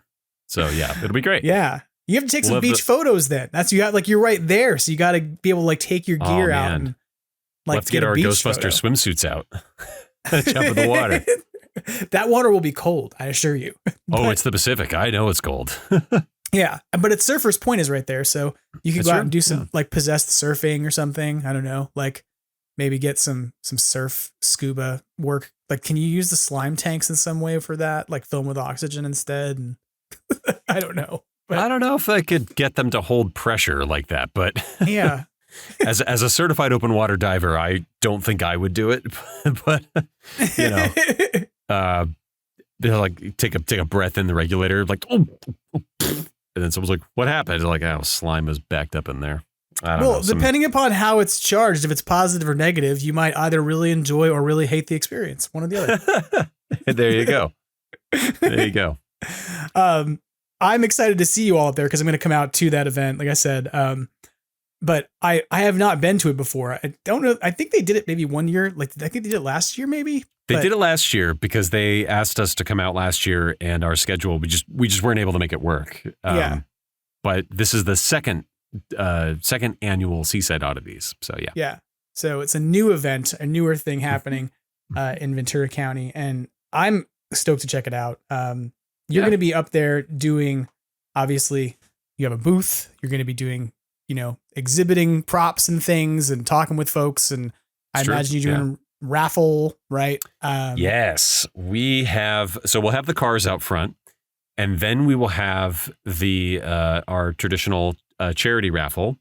So we have a lot of really cool prizes, some of which were donated from Sony to help us raise money. So we will be giving all that stuff away. And we're also doing, in conjunction with that, we are asking people that if they want to participate in the raffle, we are asking that they donate cash. $5 gets you a raffle ticket. We're asking that, hey, we take cards. You can also scan the QR code and pay via PayPal or Venmo, however you want. But we are asking for cash. And the reason why is because another event we have in October, specifically October 25th, we are going back to Luskin Orthopedic Center in downtown Los Angeles. They're a small hospital that works with children, specifically children of the central LA community. And we want to give them the best, Halloween experience that they can get. And so we are trying to provide them with 200 costumes for those kids to be able to come outside with us for that event, to trick or treat.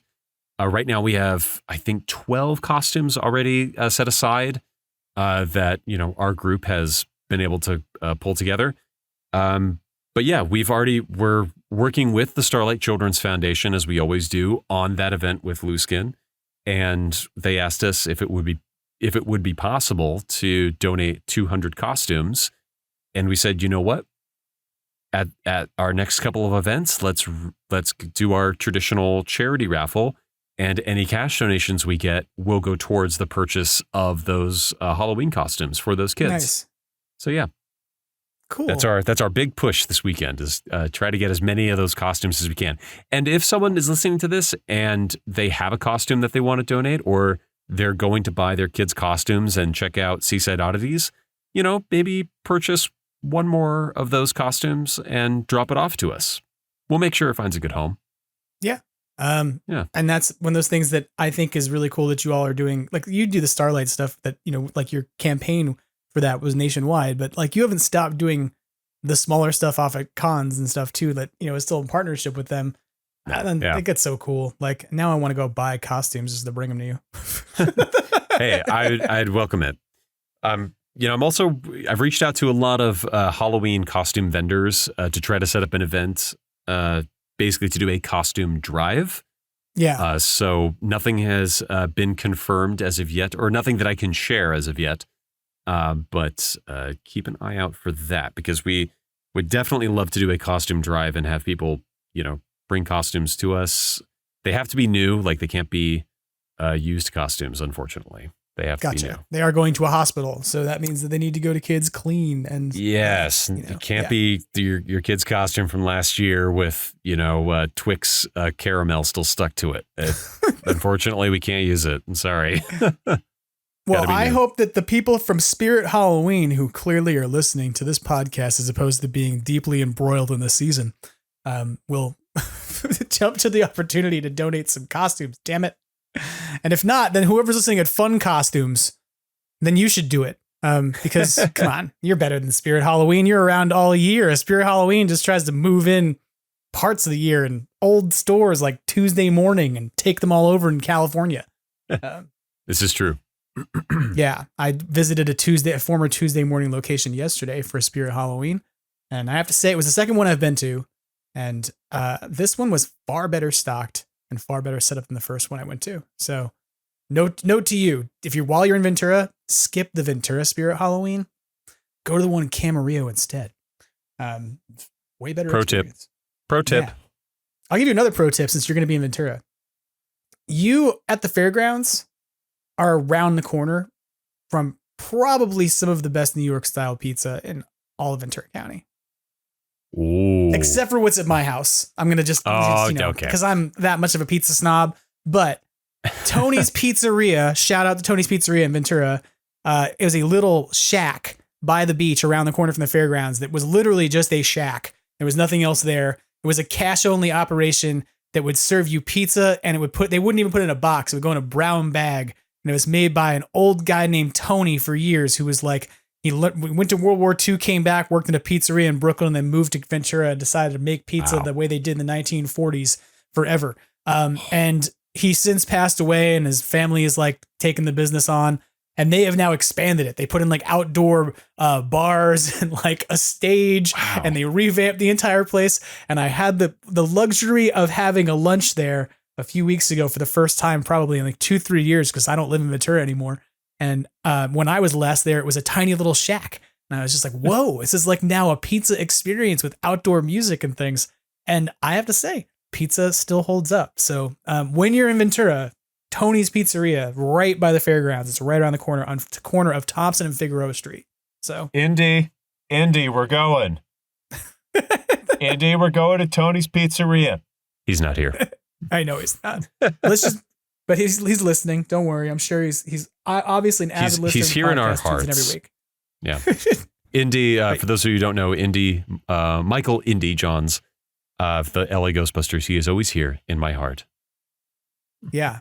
Well, he's also your quartermaster for your organization, so that's true. He's probably also represented himself in some way in your attire and on your exterior.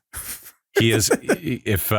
If someone ever comments on a flight suit, it is definitely him. He is always positive. He never poo-poos anybody. He is always positive. I find Indy to be a very enjoyable person to be around. He should come on the podcast sometime. That would be fun. He really should. Indy. He's not here, like I said. Well, what is there anything else about Seaside Oddities that you're looking forward to, like things that you've heard about that are coming there, or anything you want to get done while you're in the Ventura area? Well, now I got to check out Tony's Pizzeria, so that's one. No, the big thing is, we really encourage people to come out and check out the cool, spooky vendors. There's a lot of really talented artists that are going to be there too, so get some, cool custom art if you can. And check out your LA Ghostbusters who are going to be there, busting some ghosts, doing some ESP tests. We can't electrocute people anymore, court order, but but we still want to check the effect on your ESP ability. So please come out for that. And if you can, please consider donating to our fundraisers. Yeah. If folks wanted to donate, I'm sure you probably still have the Starlight campaign running, but if folks wanted to donate to anything towards like your campaign for costumes for Luskin Orthopedic Hospital, like, is there a way for them to do that? If they can't donate a costume, like if they're at a FAR? If they can't come out to an event or donate a costume, when they see us, I'm working on that. I'm trying to find a way that doesn't include just giving out my Venmo. When we set up LAGB and we decided that, everything we do, we want it to have a charity angle. We always wanted to make sure that everything was as transparent as possible when it came to the money we raised. Always have receipts, always make sure that the money never comes into our hands directly, that it always goes directly to Starlight. And that if we do get cash, that we always show our receipts for the amount that we donate to make sure that if anyone were to ever feel suspicious of us, we could always just say, right here, there's our donation. The cash that we received, we donated on behalf of those who donated the cash. So this in particular is a different situation because while Starlight is working with us to make this happen, that cash is going to be going towards purchasing these gowns. Right. And, it coming into like a personal Venmo account, I don't know how comfortable I feel about that. Right. Just because it's like, I don't want the money ever coming into like my personal bank account. So it's just, it's not a big mess. It's a big mess. It's a big mess. And even though, we're not going to do anything nefarious with it, we're buying kids' costumes. It's just, I never want anybody. You also don't want to pay taxes on it. Like, it came into my account as income. Well, great. I'm Uncle Sam and I'm here to get tax money, but we spent it on kids. That's nice. I still want my money. That was income. That's why you want to be really careful about that for sure. Right. So, it's the taxes and it's the transparency. Like we just want to be as transparent as possible. And a Venmo account is not the way to do that. So yeah, we're looking at it. We're going to see if there's a way that people can donate, that doesn't, if they can't come to an event. But if not, I would still encourage them to donate to our Starlight campaign, which you can find a link to it in our Instagram, on our TikTok, and on our website at Los Angeles Ghostbusters. So yeah, if you can't donate for a costume, still donate to the cause. We do have, this is another one of those things I can't fully reveal yet, but we do have another big fundraiser thing coming up that has not been announced yet because we're still falling in all the details. But the donations that are coming in, I think in October, are going to start going into that. Gotcha. So, yeah.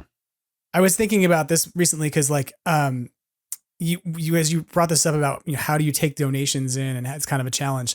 There was another franchise out there, a newer franchise, I believe is the Tar Heel Ghostbusters, that started doing things with a charity called the Little Bricks Charity, which does like Lego kits for kids in hospitals. Yes, and I read all about this. They found a way to, like, kind of, I thought this was very cool, like in a way that you almost kind of indirectly inspired this in a way that like their model is to donate directly to Little Bricks. Like they have a page that you can go to that is like littlebrickscharity.org/who you gonna call, where you can go there and like donate money. And what they do with the funds is they buy Lego kits for kids who are in the hospital. But like what that challenge, right, is like normally you'd want to go like, hey, let's go buy a whole bunch of Lego kits for kids in the hospital. Let's get money to do it. And then you have that problem of like, well, what do we do with the income, right? So it's like, what we got to find now is like some organization that like buys costumes. Hey, wait, doesn't Spirit Halloween have one of those? Don't they have something like that?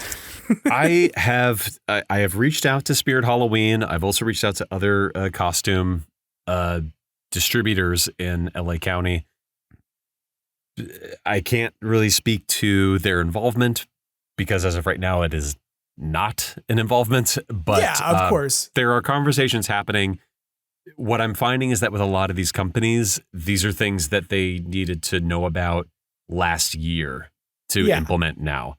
And this wasn't something that we knew about until very recently, within the last few weeks. And so it's kind of like, we would love to do this had we known about it sooner. Right. And, you know, I'm not the kind of person who wants to take no for an answer. I'm the kind of person who wants to go, I understand that. Is there anything else we can do or any other way? If it's not this, could we try this? And, you know, at some point you have to, know when you've spent your lives and you have to, go back to the start. But, I'm not ready to throw in the towel with that just yet because I really do feel like the Spirit of Children Foundation, for those who, everybody talks about Spirit Halloween and who says, Spirit of Halloween, you're wrong. The name of the store is Spirit Halloween. But the reason you think it's called that is because of the nonprofit organization that they take funds for is called Spirit of Children. Spirit of Children. and that provides costumes, accessories, decorations, and all the things needed for Halloween parties, including volunteers, to hospitals throughout the country. So I'm just saying, Spirit, if you're out there listening, if somebody at the Spirit headquarters is listening to the podcast, which I assume is obviously happening because you want my deep knowledge on how I feel about your Ghostbusters layout in Ventura County area Spirit Halloweens on this week's podcast. That's not really a thing on this week's podcast because good God, no one needs that. But for real, like that's a thing where it's like, I think making those kinds of connections with organizations potentially, like, and saying, hey, how do we like do a donation page or do a way to donate to these different funds is a way around that problem.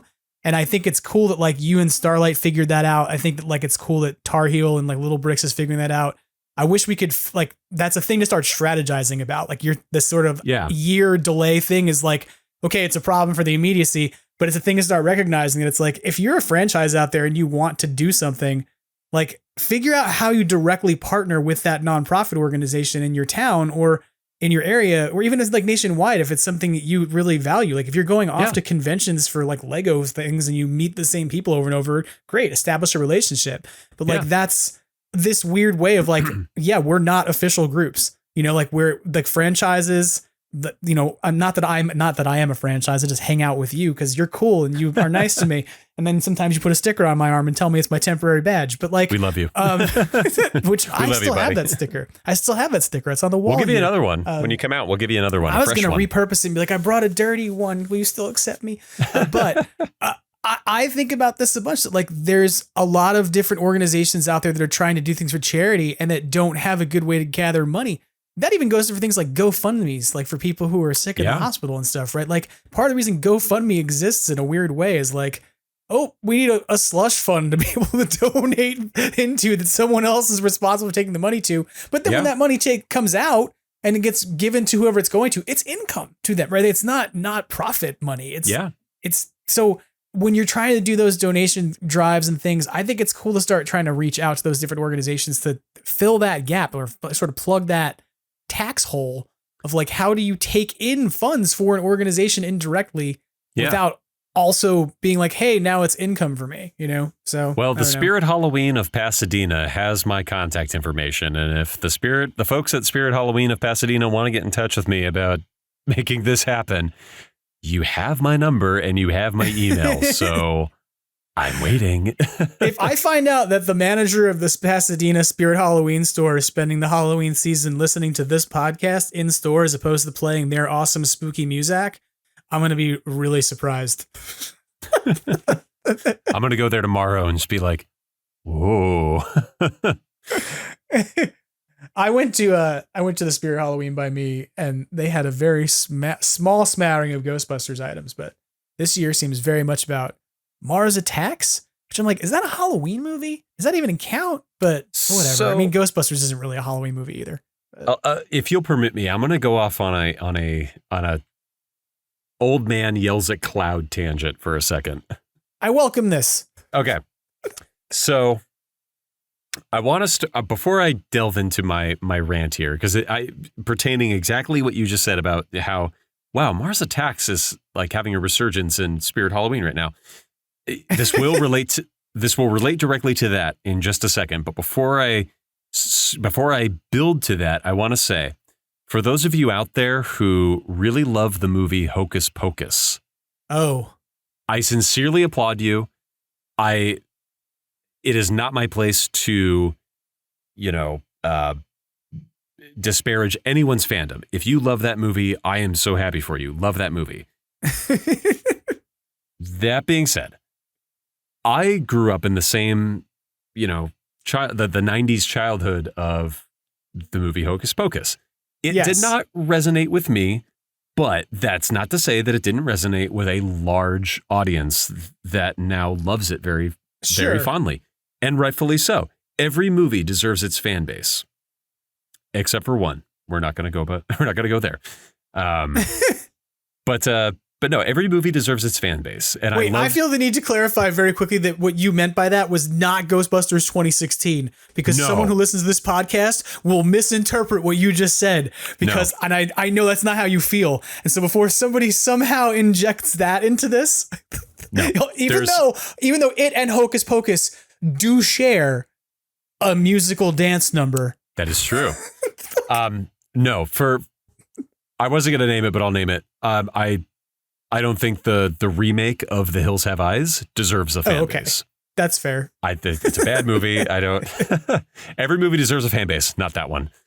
Anyway. Sorry, I hope it's okay that I dragged you back from potentially crossing those train tracks in front of that train. No, thank you. Thank you. I appreciate that. No, we're not going to get into 2016.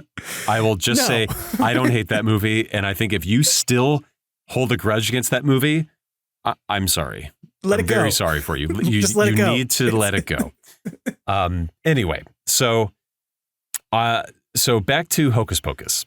I noticed, I hadn't thought about the movie Hocus Pocus in probably 25 years. Yeah. Until I went to Spirit Halloween, I think 3 or 4 years ago. Yep. And I was like, what the heck is with the resurgence of who remembers Hocus Pocus? A film that, this is just my opinion, everybody, and you can disagree with me, and that's fine. A film that is just a notch above a made-for-TV, Disney Channel movie. What is with the movie having this big display at Spirit Halloween? This is very weird.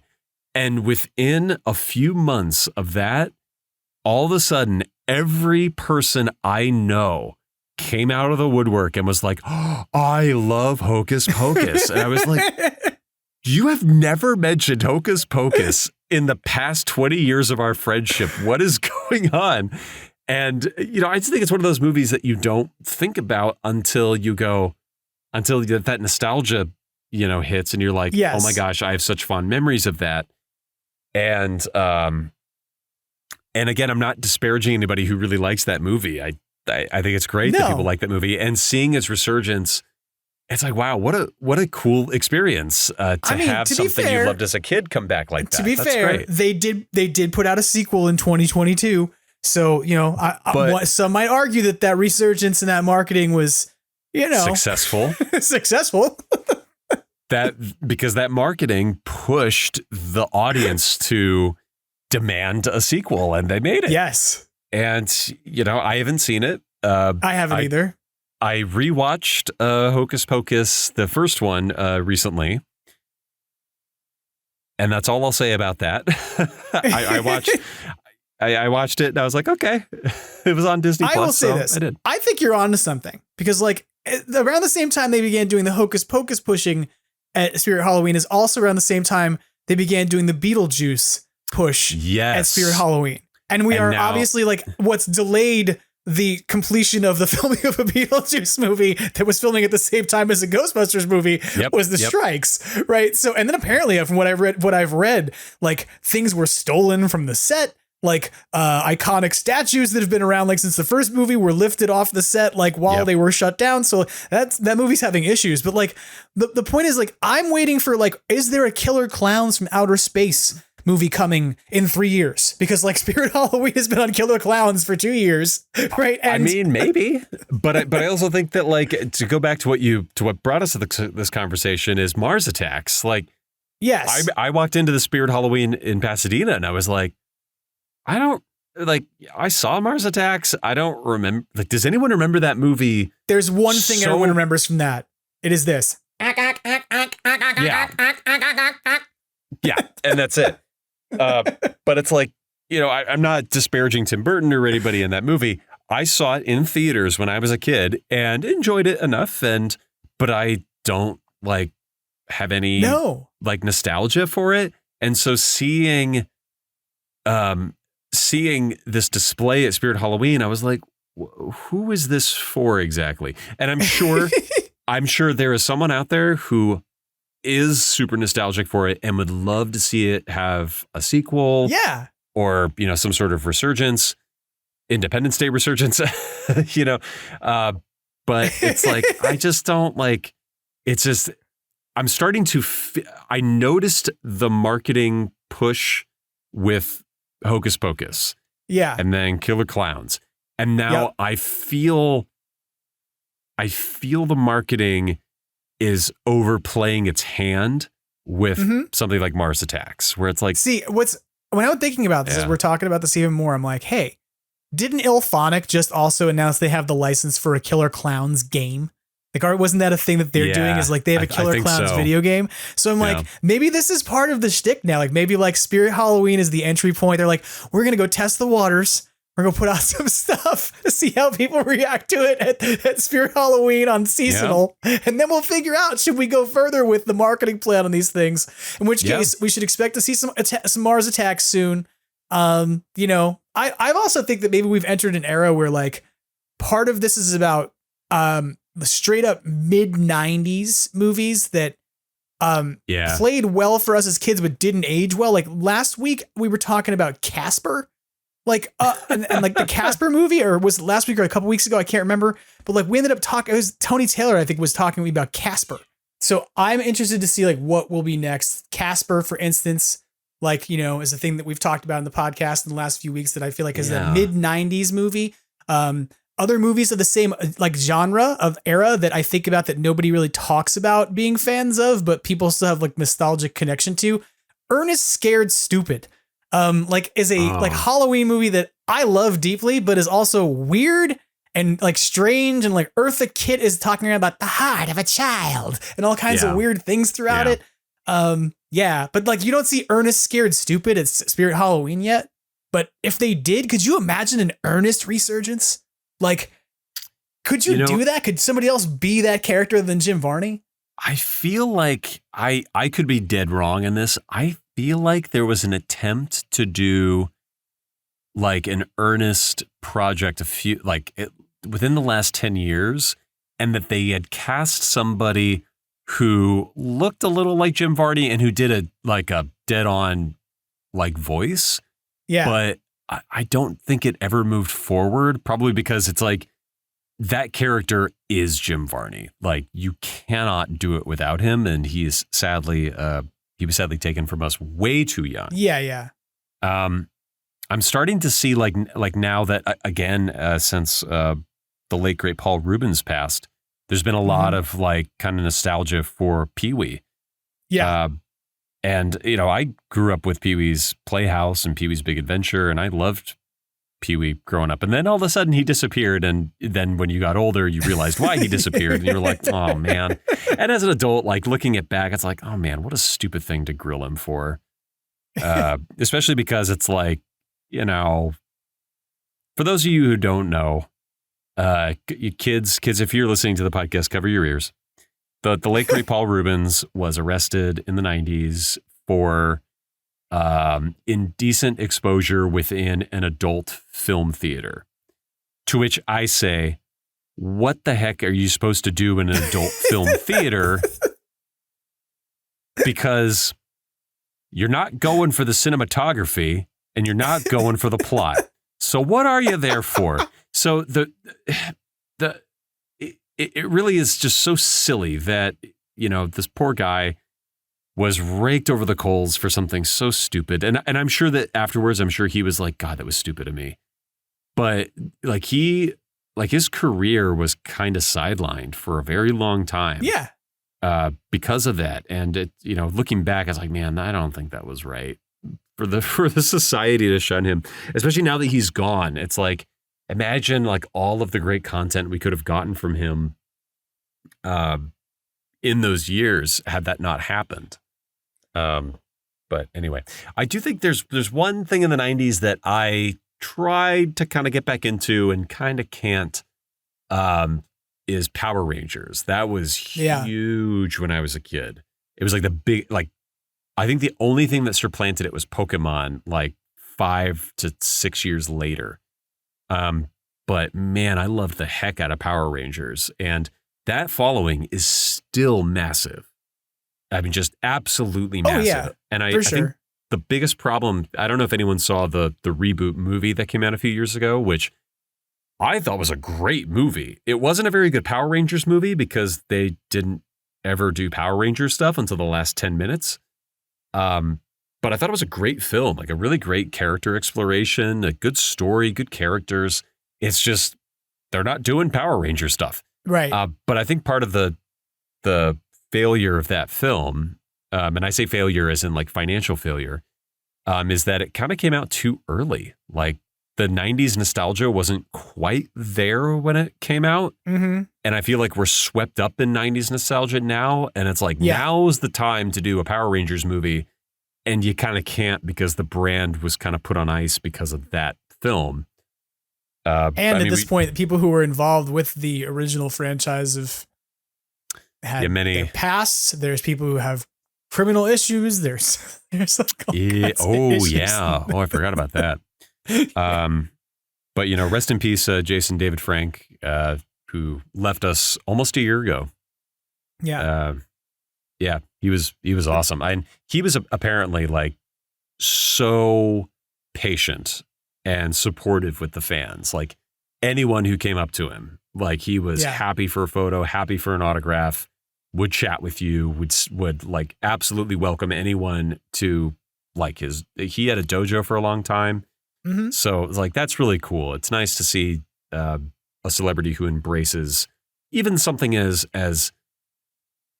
childish. I don't want to say childish. That's not the right word, but something as, niche, I suppose, as the Power Rangers. It's like, good for him for really embracing it in a way that he didn't have to. He could have just been like, hey man, it's a job, leave me alone. But instead he like really welcomed the fans. And that's a great thing. Rest in peace. Gone too soon. I was thinking about, what will Spirit Halloween's offerings look like in 2024? Like what will be the big, like, things that they'll be pushing. Let's I think take they'll have to have like, I'm going to say one, that there will be a bigger Ghostbusters section at Spirit Halloween in 2024 than there is this year, because the movie will have come out and there will sort of presumably from my end mean that there's like more of a reason for it to be in the cultural discussion and for people to be dressing up as it. But I could be wrong. I mean, like there wasn't a huge section when Afterlife came out, but the merch was all screwed up because of COVID too. So who knows? There were new proton packs and new branding, but there wasn't new items. So I would like to see a bigger push for that. You know, I'm hopeful for a bigger push of Ghostbuster stuff, especially now that they have a full size proton pack. Mm-hmm. That actually a lot of our members use those for their parades now. Yeah, because they're super light. Just put it on an Alice frame and you're good to go. Yeah. And yeah, in a parade, no one's noticing details like that.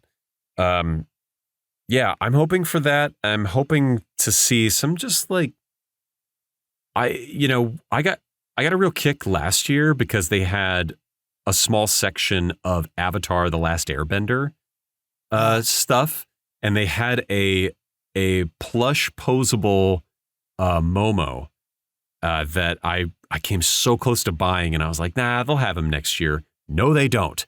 And I should have bought him when I had a chance. Yeah, I went into Spirit this year and I saw they had like the blue Spirit costume that Zuko wears in season 1 and a little bit in season 2. And they had an Aang costume, but that was kind of it. I was like, oh man, I really want to see that series, perpetuate. And I know that they have a new movie coming out, not next year, but the year after. So I'm hoping that the marketing for that kind of kicks up. I was excited this year to see a lot of Ninja Turtles. That's probably next to Ghostbusters and Star Wars. That's kind of the next like fandom down for me. Friggin' love the Ninja Turtles, and I was so excited to see more Ninja Turtle stuff. And actually, this goes to our off-air discussion. We were talking about, brand shepherding in between like big milestones. And talk about a franchise that has been shepherded along in so many unique ways since its inception. Before we started recording, you and I were talking about this idea that like, we're hopeful to see like Hasbro maybe do more than just treat the next toy releases as like events, right? That they sort of have had this mentality of, hey, we're putting out Ghostbusters Afterlife toys, right? Yeah. While in contrast, Spirit Halloween, which is kind of what kind of dovetails in this. If we're looking for a segue here, here's where it is, folks.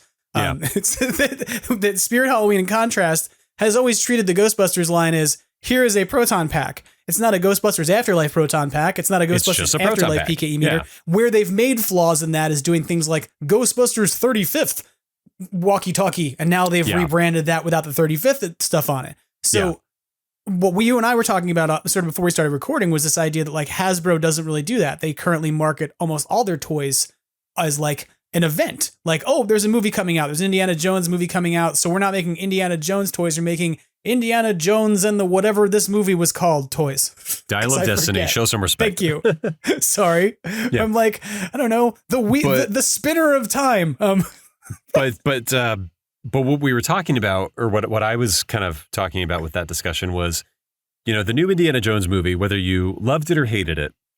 I personally loved it, but it was a financial disaster. The movie was too expensive. It was almost $350 million last I checked. It didn't even come close to making its money back. It lost money, sadly. It was a big old flop. And I argue that part of the reason is that the brand has not been shepherded along since Kingdom of the Crystal Skull, which came out in 2008, which was not well received by anyone, critics or critics were kind of like, oh, it's fun, but the fans it was especially well received by the folks over at Crystal Head Vodka. They were very into that movie. Yes, they were. But the movie, whether you like that movie or dislike it, it was not very well received. And so the brand has sat with that blemish for the past, 15 years. And then instead of, putting out a line of comics or maybe putting out an animated series, something to keep the brand going beyond just the movies. It's just, here's a new movie and here you go. And we hope you see it because we spent a lot of money on it. And, I really liked Dial of Destiny. I really, really loved it. But it's kind of too late because you guys didn't do anything to keep the name circulating currently in the zeitgeist. It's something we look back on, not something we're currently looking at. Mm-hmm. And And I think that's a big problem. And that's one of the reasons why Star Wars is still so successful, is because whether you love the current stuff or not, it is still making money because they're always making something. If it's not a live action show, it's an animated series. If it's not an animated series, it's a video game or a comic book or just a straight up line of toys.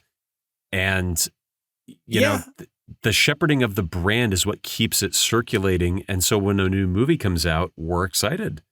It's kind of funny, but like, as much as we talked about Spirit Halloween as like being the entry point of marketing, as if it's like some sort of scheme, it's kind of reflexive, right? Of like culture and how 100%. that, of like what people want to dress up and what they want to do. And I can be wrong about this. I might be, but like I went through Spirit Halloween. I didn't see a deep section of Indiana Jones. Like there is always like, you can get a brown jacket, you can get a brown hat, you can get a whip, but like there's not like Indiana Jones is being shepherded as like a Halloween costume that has official merchandise the same way. And I might be wrong about that. There may be some deep Indiana Jones fans out there. Indy from your franchise may, in fact, come and find me and beat me up later and be like, there's actually a staff you can buy that makes you be able to open things with it if you shine it through lights. But like, I mean, like, I don't see that when I walk into Spirit as like a franchise that gets represented, and not as if Spirit is like the end all be all of franchise, you know, of media franchise representation. But in terms of shepherding, in terms of like, are you cultivating and creating a space for people to identify with those characters and be part of that fandom on a regular? I don't know that that's a thing that Indiana Jones necessarily does. Ghostbusters has it being done for it each Halloween season, at least. You know, but yeah. And I think Ghostbusters is able to have its brand shepherded along by the fan groups. Yeah. Because every Halloween we get very busy and we go out there where we put the brand back in the public zeitgeist. It's not on the scale of, you know, Star Wars or Indiana Jones, but, you know, we do keep the brand going. Or at least that's kind of how I look at it. I'm not saying that we're responsible for shepherding the brand, but we do represent it in a way. And it's important that we kind of keep that in mind. And it's like kind of this silly, but it's like, as much as we kind of poke it like, oh, there's more random merchandise like t-shirts and mugs and cookie jars and whatever comes out, you know, figurines. Like there is arguably more of that for something like Ghostbusters than there is for, I don't know, Indiana Jones. Like, I don't know who's producing, you know, like, I don't know, screen accurate grails that you can buy from. They're definitely out there, but I can point you in more resources to get a Ghostbuster replica, like of a niche thing in Ghostbusters, than I can something very broadly appealing in Indiana Jones. Right. Yeah, no, I think that's fair. And that kind of like speaks to this notion that it's like, in some ways what we're talking about is that brand shepherding, right? Like the Hocus Pocus thing even is like, hey, we can kind of go and talk to these fans who are out there. That's why I think Casper's going to come back. I think Tony Taylor's right about this. I think he might be right. Yeah. I'm half expecting Matinee to make a return somehow. Like, remember Matinee? That was the movie with like the giant, like where they like that's like takes place in a movie theater and there's like giant ants and things. Like, it would be that's a movie I could see somehow making a resurgence in some way, but being 90s, like the 90s version of it, you know? Like, Honey, I Shrunk the Kids. Yeah. That I can see that coming back. Corridor Crew just did a Honey, I Shrunk the Kids thing. They did. They made it R-rated. Shout out to Corridor Crew. If you've never seen Corridor Crew, folks out there who are listening, Corridor Crew does an amazing series of like video artists watch and critique video artist work. And they also do a great series with stunt workers, like stunt actors who come on and then like review other people's stunt work and their own stunt work and talk about how it's done. That's really fascinating. You can find it on YouTube under Corridor Crew. But yeah. They do some really amazing work over there. Actually, one of their crew members I went to college with, his name is Jan. He's an awesome guy. Yeah, really cool guy. And when I saw him in one of their videos, I was like, what? It's Jan. And like I was saying, I think that going back to brand shepherding, like Ninja Turtles is one of those things that's been brand shepherded since day friggin' one. Yeah. The first issue of the comic, ever since, it has always been something. Like it's never been dormant for very long. If it wasn't an animated series, it was a live action movie. If it wasn't a live action movie, it was a live action TV show. Yep. The less said about that one, the better. And then it was another, and every couple of years they re-up a version of the Ninja Turtles. I think that the 2012 computer generated one was probably the best interpretation of the Turtles so far. But before that show was even off the air, they had announced, cast, and had already begun production on Rise of the Teenage Mutant Ninja Turtles. Right. And when before that one was done, they announced that Seth Rogen and Evan Goldberg were working on, the most recent movie with a TV series to spin off of that. And I have some friends who are at Nickelodeon right now working on that show. And it's like, that is how you keep a brand constantly circulating. I think Star Wars has done a really good job with the animated series and now the live action series. But like any corporation out there that wants to keep their brand alive with quality, like you need to study the strategy of Kevin Eastman and Peter Laird and how they managed to keep something as silly as the Teenage Mutant Ninja Turtles alive and relevant for almost 40 years. Yeah. Because it's not wrong really about that. amazing. Yeah. It really, and that's something like, I hope that as we come out of the strikes, sort of bring our conversation full circle back to where we started a little bit. I hope as we come out of the strikes that we get to see a little bit of that shepherding go on between all the various projects that we know. Like coming out of Ectofest, we were all like standing there listening to like, hey, this is all the stuff we're going to be doing. We were like, wait, what? Like you have a comic book, you have a VR game, you have a video game. Like some of those things are here, right? The VR game is around the corner and landing like this month, like next month, right? And some people have already done like early reviews of it, and it's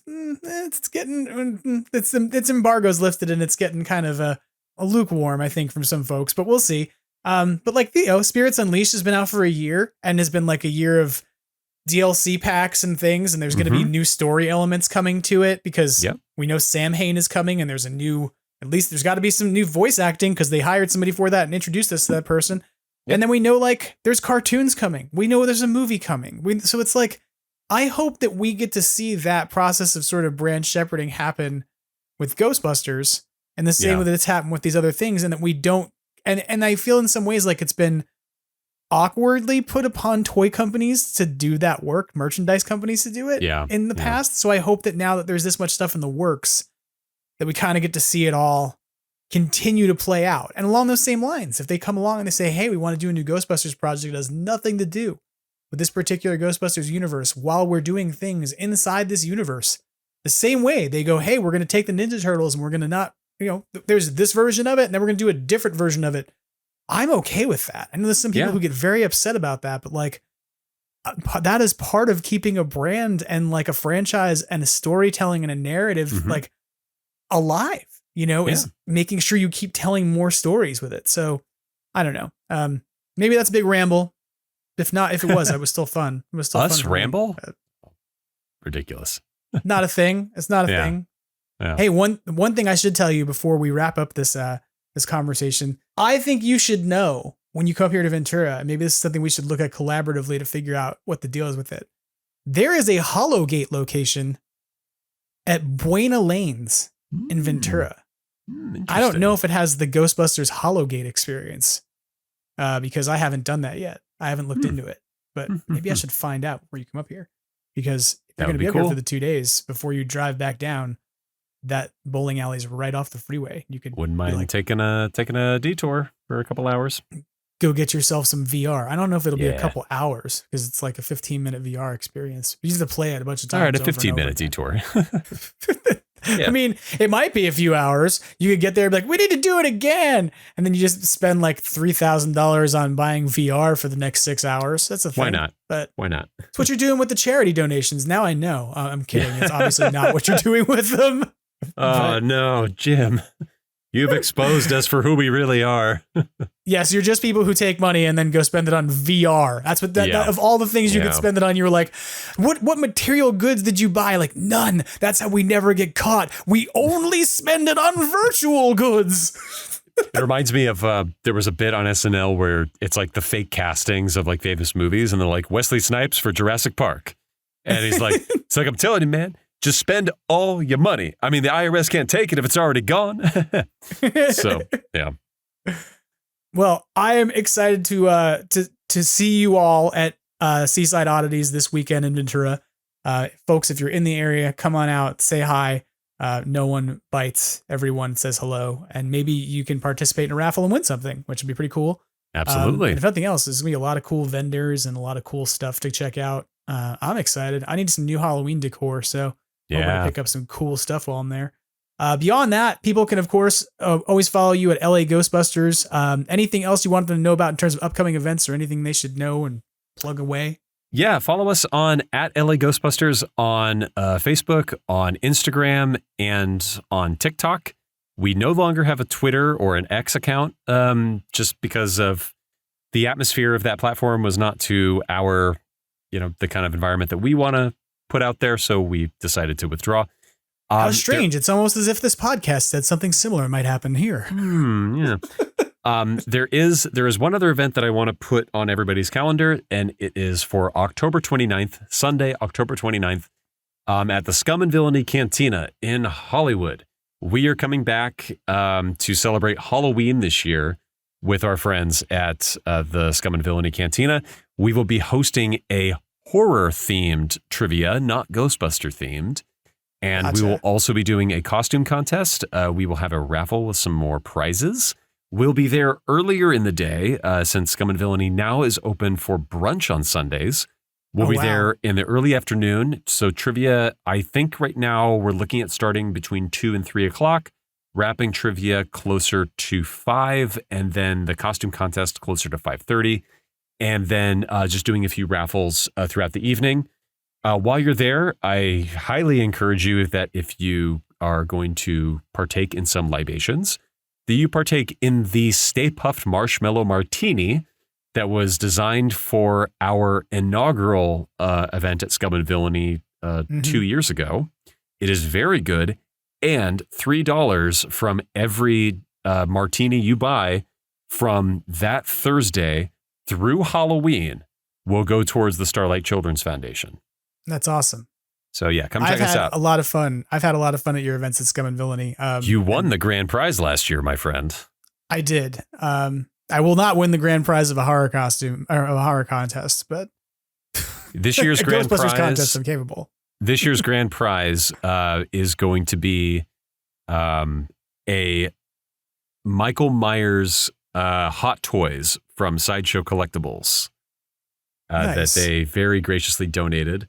And so I can't tell you anything about the trivia. What I will say is if you want to have a leg up on the competition, there is a whole round dedicated to the Simpsons Treehouse of Horror series. Ooh, that's cool. So I highly recommend that there are a ton of horror movies out there. I'm trying to stick to what has been more kind of mainstream horror, not so much like niche films or like little cult movies that no one ever saw. But I'm sticking with mainstream horror. I'm writing the trivia this year. Hocus Pocus. Clearly there's a Hocus Pocus round. No, there's no Hocus Pocus question on there. But a whole round is dedicated to the Simpsons Treehouse of Horror. So if you watch them through, you were bound to get some of those right. So all right, there watch you go. all of the movies that are currently being pushed at Spirit Halloween. There's a Mars Attacks round. No, there's not, because that's not a horror movie. You know what I'll do for everybody? So a whole round is Treehouse of Horror. I will give you the titles of each round. I won't tell you the films that are involved, but you might be able to guess. So round 1 for that trivia will be A Nightmare on Friday the 13th. That'll be particularly slasher films or thrillers. Round 2 is called Paranormal Activity. There may be some Ghostbuster questions in there. Yeah. Round 3 is Aliens and Predators, which may deal with extraterrestrial horror. Round 4 is Treehouse of Horror. And then number 5 is going to be called Once Bitten, and it's going to be all about zombies, vampires, and werewolves. So there are also the movie Deep Blue Sea. Yeah. Deepest, bluest, my hat is like a shark's fin. That sounds like a lot of fun, for real. It's going to be fun. I'm sure. And I imagine that'll be a different group of people who come out to Scum and Villainy than just a straight up Ghostbusters group, sort of event. So Halloween is definitely a bigger thing, and that's why we wanted to participate in it. And we wanted to make our events, a little more accessible. And we thought, well, they're already going to do a big Halloween event, the weeks prior. Right. Why don't we just work with them and maybe we host it? So This is not a traditional Ghostbusters night at Scum and Villainy. This is Halloween at Scum and Villainy, hosted by the Los Angeles Ghostbusters. Nice. Awesome. Yeah. October 29th. Come on out. So either come out to Seaside Oddities this weekend in Ventura if you're in the area, or if you're not and you're in LA, which there's more and more people in LA than there are in Ventura, then go on out to Scum and Villainy Cantina over in Hollywood on the 29th of October, which is an awesome Star Wars themed bar if you've never been into it. Yes. But it's very much more a nerd palace than it is a Star Wars themed bar, because it's Star Wars in terms of aesthetics, but absolutely everything pop culture and nerdy that you could possibly love in that place. It's a great place to hang out. So Matt, I really appreciate you coming on the podcast and talking with us and kind of catching up with us a bit about the writer's strike and talking with us about all these things that you're doing charity wise. I'm hoping that next time we talk, there'll be a lot more concrete in the works that we can chat about in terms of things you're doing with Starlight. And I wish you the best of luck in raising some funds this weekend. And I'll probably give you some money when I see you. Jim, thank you so much. I seriously, I always love, chatting with you, whether it's on the podcast, whether it's, bumping into you at a con. Thank you so much for letting me come on here and ramble with you about the stuff that we're up to. It's always fun to chat, and I always have a blast being on here. Thank you so much. I always enjoy you coming, so please come back and we'll talk to you again soon. Sounds good. Thanks, buddy. All right, take care. That about wraps things up for Extraplasm this week. I want to say thank you again to Matt for coming on the show and for letting us know a bit about what the LA Ghostbusters are getting up to and what to keep our eyes out for in terms of potential charity work that may be out there for the future in terms of opportunities for Ghostbuster fans, as well as, things to go out and support now. If you want to do something to help support the LA Ghostbusters and their work with Starlight Foundation, you can still, of course, donate to their campaign. You can go check out the links in their bio on Instagram, etc. Remember, they're not on Twitter anymore. And if you're in the Los Angeles or Ventura County or Santa Barbara County area in California by any chance, feel free to come on out this weekend to Seaside Oddities and meet up with the LA Ghostbusters, engage their raffle, etc. Bring a costume if you want and donate it to help support the kids of Luskin Orthopedic Hospital. It'd be really something cool that you can do to make a difference. Beyond that, I want to say thank you, of course, as always, to Brendan Pearce of Badoochi Studios, who is feeling better and still in the United States. And you can see his glowing smile next to Adam Savage over on the Phantasm Toys Instagram page, because he looked pretty happy to have met somebody who I think he considers close to a hero in terms of design and building and stuff. And we thank him, of course, for providing our logo and our visual identity. And I want to say thank you to Vaporwave artist MAGNAVOX, who provides our theme music. And of course, I want to say thank you to you for listening, because the show would be pretty boring if you weren't out there listening, commenting, and offering up your insights on a regular basis. You can, of course, offer comments, ideas, suggestions, or things you'd like to hear about in the podcast by contacting me via Extraplasm on Instagram, Extraplasm on that thing that used to be bird-themed called X, at least for a little while longer, extraplasompodcast@gmail.com, Extraplasm Podcast on Facebook, and of course now Extraplasm Podcast on YouTube. So lots of places for engagement. Come on down and share what you've got, because I'm ready to believe that you've got something to contribute. Again, thank you again for listening. And as always, as Ernie Hudson reminds us every week, try to have fun and always keep on busting. Take care.